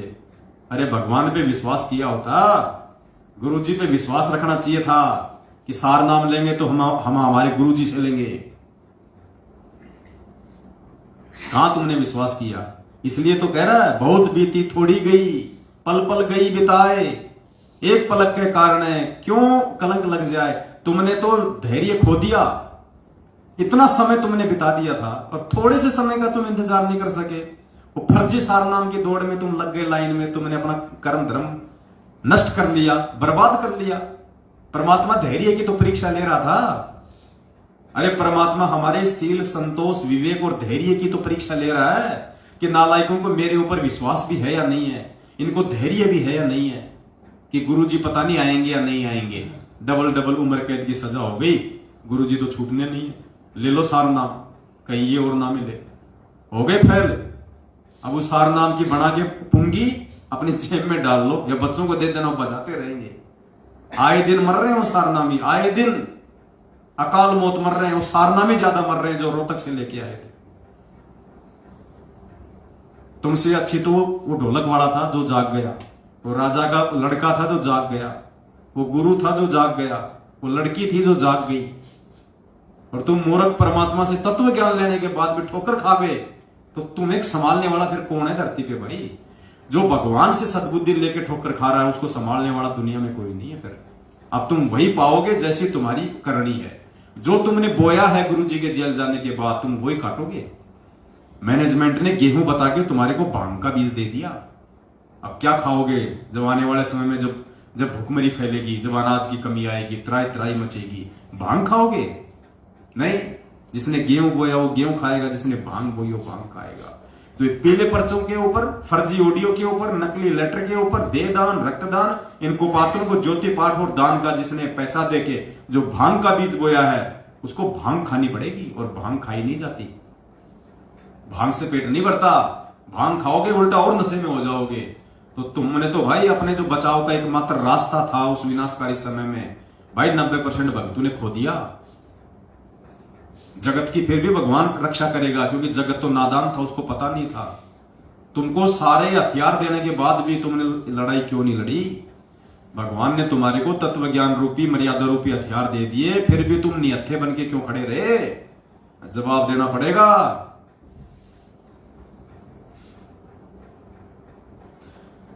छोड़ो तन अपने की आशा, निर्भय हो गुण गाई। छोड़ो तन अपने की आशा, निर्भय हो गुण गाई। कहत कबीर सुनो भई साधो, नहीं तो जन्म जात नसाई। गुरु से लगन कठिन है, गुरु से लगन कठिन है भाई। लगन लगे बिन काजन सरता, लगन लगे बिन काजन सरता। जीव पर ले हो जाई, गुरु से लगन कठिन है भाई। गुरु से लगन कठिन है भाई। क्या करें पूज्य गुरुदेव जी? छोड़ो तन अपने की आशा, निर्भय हो गुण गाई। कहत कबीर सुनो भाई साधो, नहीं तो जन्म जात नसाई। तो परमात्मा कहते हैं भाई ये सारे आडंबर पाखंड हैं और अपने ये मरने मारने की जो भी आशा है ना, ये सब छोड़ दो। परमात्मा कहते हैं जिस मरने से जग डरे मेरे मन आनंद, कद मरूं कद पाऊं पूर्ण परमानंद। तो संगत को 90% संगत को तो दस्त हो रहे हैं। क्यों दस्त हो रहे हैं? कि आए दिन हमारे साथी मर रहे हैं, आए दिन। अरे वो भी सार नाम लाया था रोहतक से, अरे यार वो मर गया। दूसरा सोचता यार वो साथ संगत वालों की वीडियो देखे थे यार, वो सब कह रहे यार ये फर्जी सार नाम है, और जिसने ले लिया ना वो गया काम से। तो सबको दस्त हो रहे कि तेरी कब टिकट कट जाए, क्योंकि मर्यादा तोड़ने वाले को विश्वास नहीं रहता, फिर ना उसको भक्ति पे विश्वास रहता, ना उसको गुरुजी पे विश्वास रहता। फिर काल उसके सिर पे बैठ जाता है, फिर उसके अंदर भय पैदा कर देता है। तो सत्सेवकों के लिए कह रहा भगवान, सात संगत वालों के लिए कह रहा कि छोड़ो तन अपने की आशा और निर्भय हो गुण गाई। कि बच्चों सात संगत से जुड़ के मेरी महिमा करो, निर्भय होके मेरे ये गुण गाओ। तुम्हारा कोई बाल भी बाका नहीं कर पाएगा इस धरती पे। चाहे बम क्या, चाहे बम के बाप छूटो, चाहे उस विनाशकारी समय में भुखमरी क्या, चाहे भुखमरी का बाप आ जाओ, मेरे बच्चों के रसोई में पीपीस मतलब मटका भर देगा परमात्मा, आटा भर देगा, सब्जी भर देगा, लूण तेल नमक मिर्ची भर देगा परमात्मा। रसोई में कमी नहीं आने देगा कोई चीज की। चाहे रोजाना 5000 आदमी खाओ, चाहे 1 किलो आटे में, 1 किलो चावल में भगवान 5000 को खिला देगा। और लोग ये कहेंगे यार इनके घर में आ कहां से रहा है। तब इस भगवान की महिमा बनेगी, तब कोई जानेगा कि इनका गुरु कौन है, इनके घर में कहां से आ रहा है। ये बकवाद करने वालों के नहीं होगा। क्या कहा परमात्मा ने? ध्यान से सुनो गुरु जी का सत्संग। पुण्यात्माओं, कहां किस भय में जी रहे हम? किन लोगों की संगति करके आप लोगों ने अपना सत्यानाश कर लिया है।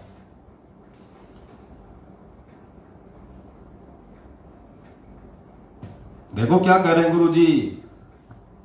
परमात्मा अंतर्यामी उस विनाशकारी समय की एक झलक बता रहे हैं परमात्मा पहले ही। और क्या कह रहे हैं ध्यान से सुनना। गुरु जी कह रहे हैं उस समय अगर तुम्हारे घर में 2 दाने नहीं होंगे तो परमात्मा सुबह आटे का मटका भर देगा। 2 दाने नहीं होंगे और आटे का मटका भर देगा, पिसा पिसाया। अब आटा देगा तो लूण भी देगा, मिर्ची भी देगा, तेल भी देगा, घी भी देगा, सब कुछ देगा परमात्मा, चावल भी देगा। फिर गुरुजी साथ में ये भी कह रहे हैं कि ऐसा भगवान उनके लिए करेगा जो भक्ति चाहेंगे, बकवाद करने वालों के लिए नहीं। तो ये पीले पर्चों के जो गुलाम है ना, ये बकवाद है। ये पीले पर्चों की जो गुलामी करते हो ना आप लोग, मैनेजमेंट की गुलामी, कोऑर्डिनेटर की गुलामी, रक्तदान, देदान, ज्योति पाठ का पैसा, काल्पनिक फोटो को भगवान मान के उसका प्रकट दिवस मानना, ये बकवाद में आता है। सुनो, अंतर्यामी परमात्मा ने पहले इशारा कर दिया आने वाले समय में क्या होगा। जैसे बार बार आपको कथा सुनाता है कि जिस समय परमात्मा के नाम से झूठी चिट्ठी लिखती थी कबीर जी के नाम से, और 18 लाख प्राणी साधु संत आगे थे, उस साधु संत कौन थे घर छोड़कर जंगलों में अपने गुरुओं के पास भक्ति के लिए भगवान के लिए भटक रहे थे, वो उनकी विशेष प्यारी आत्मा थी। अब वहां उन 18 लाख को 3 दिन तक झोंपड़ी में बैठे गरीब जुलाई ने, वो तो भगवान थे, लीला कर रहे थे, 3 दिन तक उनको वो भोजन खिलाया जो कभी सुना भी नहीं था उन महापुरुषों ने, भक्तों ने, साधुओं ने। और सोना की मोहर दी और दोहर दी और छक्के हलवा पूड़ी कचौड़ी जलेबी छक खावत अच्छा बखावत नमक भूखे मरे तिंदरे बुगड़े खानिए थे होते। तो उनके लिए जब ये लीला कर दी, पृथ्वी का कोई माल भी नहीं था, सतलोक से ले दिया जाता है। तो आने वाले समय में जैसे जनसंख्या बढ़ रही है, 100 वर्ष के बाद क्या खाएंगे ये, अगर ये माहौल नहीं बदला थे। फिर भगवान व्यवस्था करेगा, आपके घर में 2 ताड़े होंगे, तड़का भरा पाओगा, मटका पिप्पा भरा पाओगा, आटेगा, इस तरह कर देगा दाता आपके लिए। लेकिन भक्ति करवाने के लिए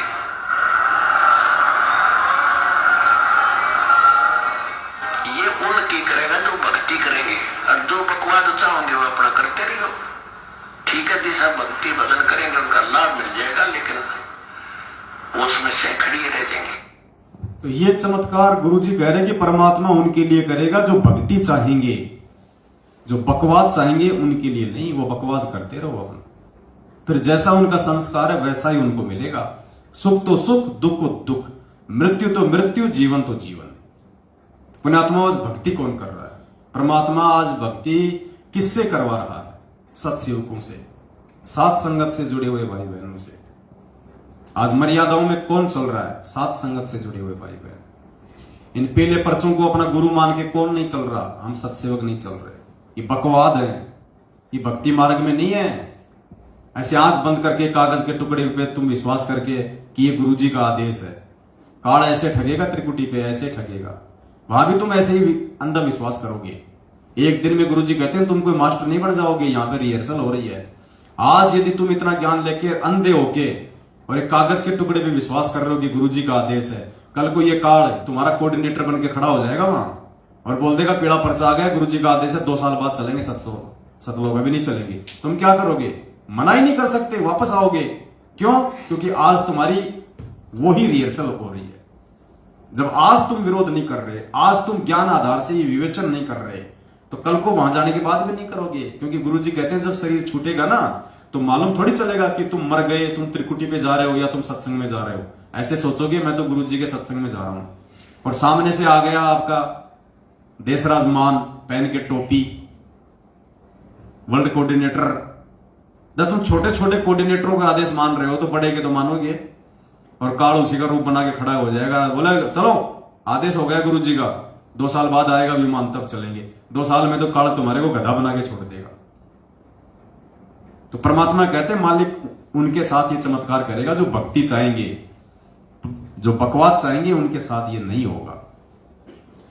तो पुण्यात्माओं, बस ये छोटा सा एक संदेश था जो परमात्मा ने प्रेरणा की। तो सभी भाई बहनों ने मिल बैठ के आप जीव के साथ एक छोटी सी सत्संगति कर ली। आगे भी परमात्मा समय देते रहेंगे, मौका देते रहेंगे, दया बख्शते रहेंगे। तो हम सभी भाई बहन आपस में मिलके छोटी छोटी ये ज्ञान गोष्ठियां, क्योंकि देखो परमात्मा के वचन के अनुसार आने वाले समय में ऐसा ही होना है। देखो जो मैनेजमेंट वाले भाई बहन ना, वो तो बहुत पीछे छूट गए। तुम तो हमें जिंदगी में नहीं पकड़ पाओगे। अगर तुमने 2 साल बाद शुरू किया, समझ में आने के बाद 1 साल बाद शुरू किया, तो हम 7 साल से जो काम कर रहे हैं तुम 1 साल में उसकी पूर्ति कहां से कर दोगे? तो तुम तो बहुत पीछे रह गए भाई लोगों, तुम तो बहुत पीछे रह गए। और सौभाग्यशाली है वो आत्मा जो कई वर्षों से साथ संगतियों से जो जुड़ी हुई है, एक रस। बाकी तो लोग आंधी की तरह आते हैं, 4 दिन बाद तूफान की तरह भाग जाते। वो सोचते हैं वहां तो कोई पद मिलेगा, यहां कोई पदवाद नहीं मिलता भाई।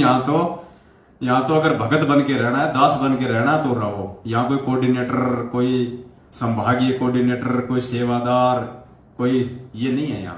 यहाँ कोई नेता नहीं है, कोई सरपंच नहीं है, कोई ठेकेदार नहीं है। सब भगत है यहाँ पे, सब सेवादार है। यहाँ प्यार प्रेम एकता पक्षपात रहित है जो सतलोक में है, जो परमात्मा के आश्रम में परमात्मा रखना चाहते थे, लेकिन काल प्रेरित उनके परिवार वालों ने रहने नहीं दिया। तो यहां बकवाद नहीं चलती, यहां भक्ति चलती है। अगर भक्ति करनी है तो साथ संगति में आओ, और अगर बकवाद करके अपना जीवन नाश करना है तो मैनेजमेंट के साथ में लगे रहो। फिर परमात्मा कहते हैं कि कौन सी वाणी है मालिक की? उनको देवगढ़ जोट, संतों के नहीं काम के उनको देवगढ़ जोट। चातुर प्राणी चोर हैं, मूद मुगद गढ़ ठोट, और संतों के नहीं काम के उनको देवगढ़ जोट। जो बकवादी है ना, परमात्मा कहते हैं उनको तो उनके गले जोड़ दो, उनको तो उन्हीं के साथ रहने दो। वो संत और भक्तों के काम के नहीं है, वो सात संगत के काम के नहीं है। वो बैल है, उसको हड़ में जुतने में ही उसको मजा आता है। तो भाई और बहनों, बस ये छोटी सी विनती थी, परमात्मा ने दया बख्शी, आप सभी के बीच में आए बैठे, फिर से मालिक दया बख्शेंगे तो फिर छोटी छोटी सात संगतियां होंगी। और इन सात संगतियों का मकसद है हम कुछ सीखें, समझें, परमात्मा के प्रति अपने विश्वास को बढ़ाएं और मर्यादाओं में रहें, और परमेश्वर की भक्ति में आगे बढ़ के गुरु जी को प्रसन्न करें। और आने वाले विनाशकारी समय में हम अपनी रक्षा के हम स्वयं कारण बने।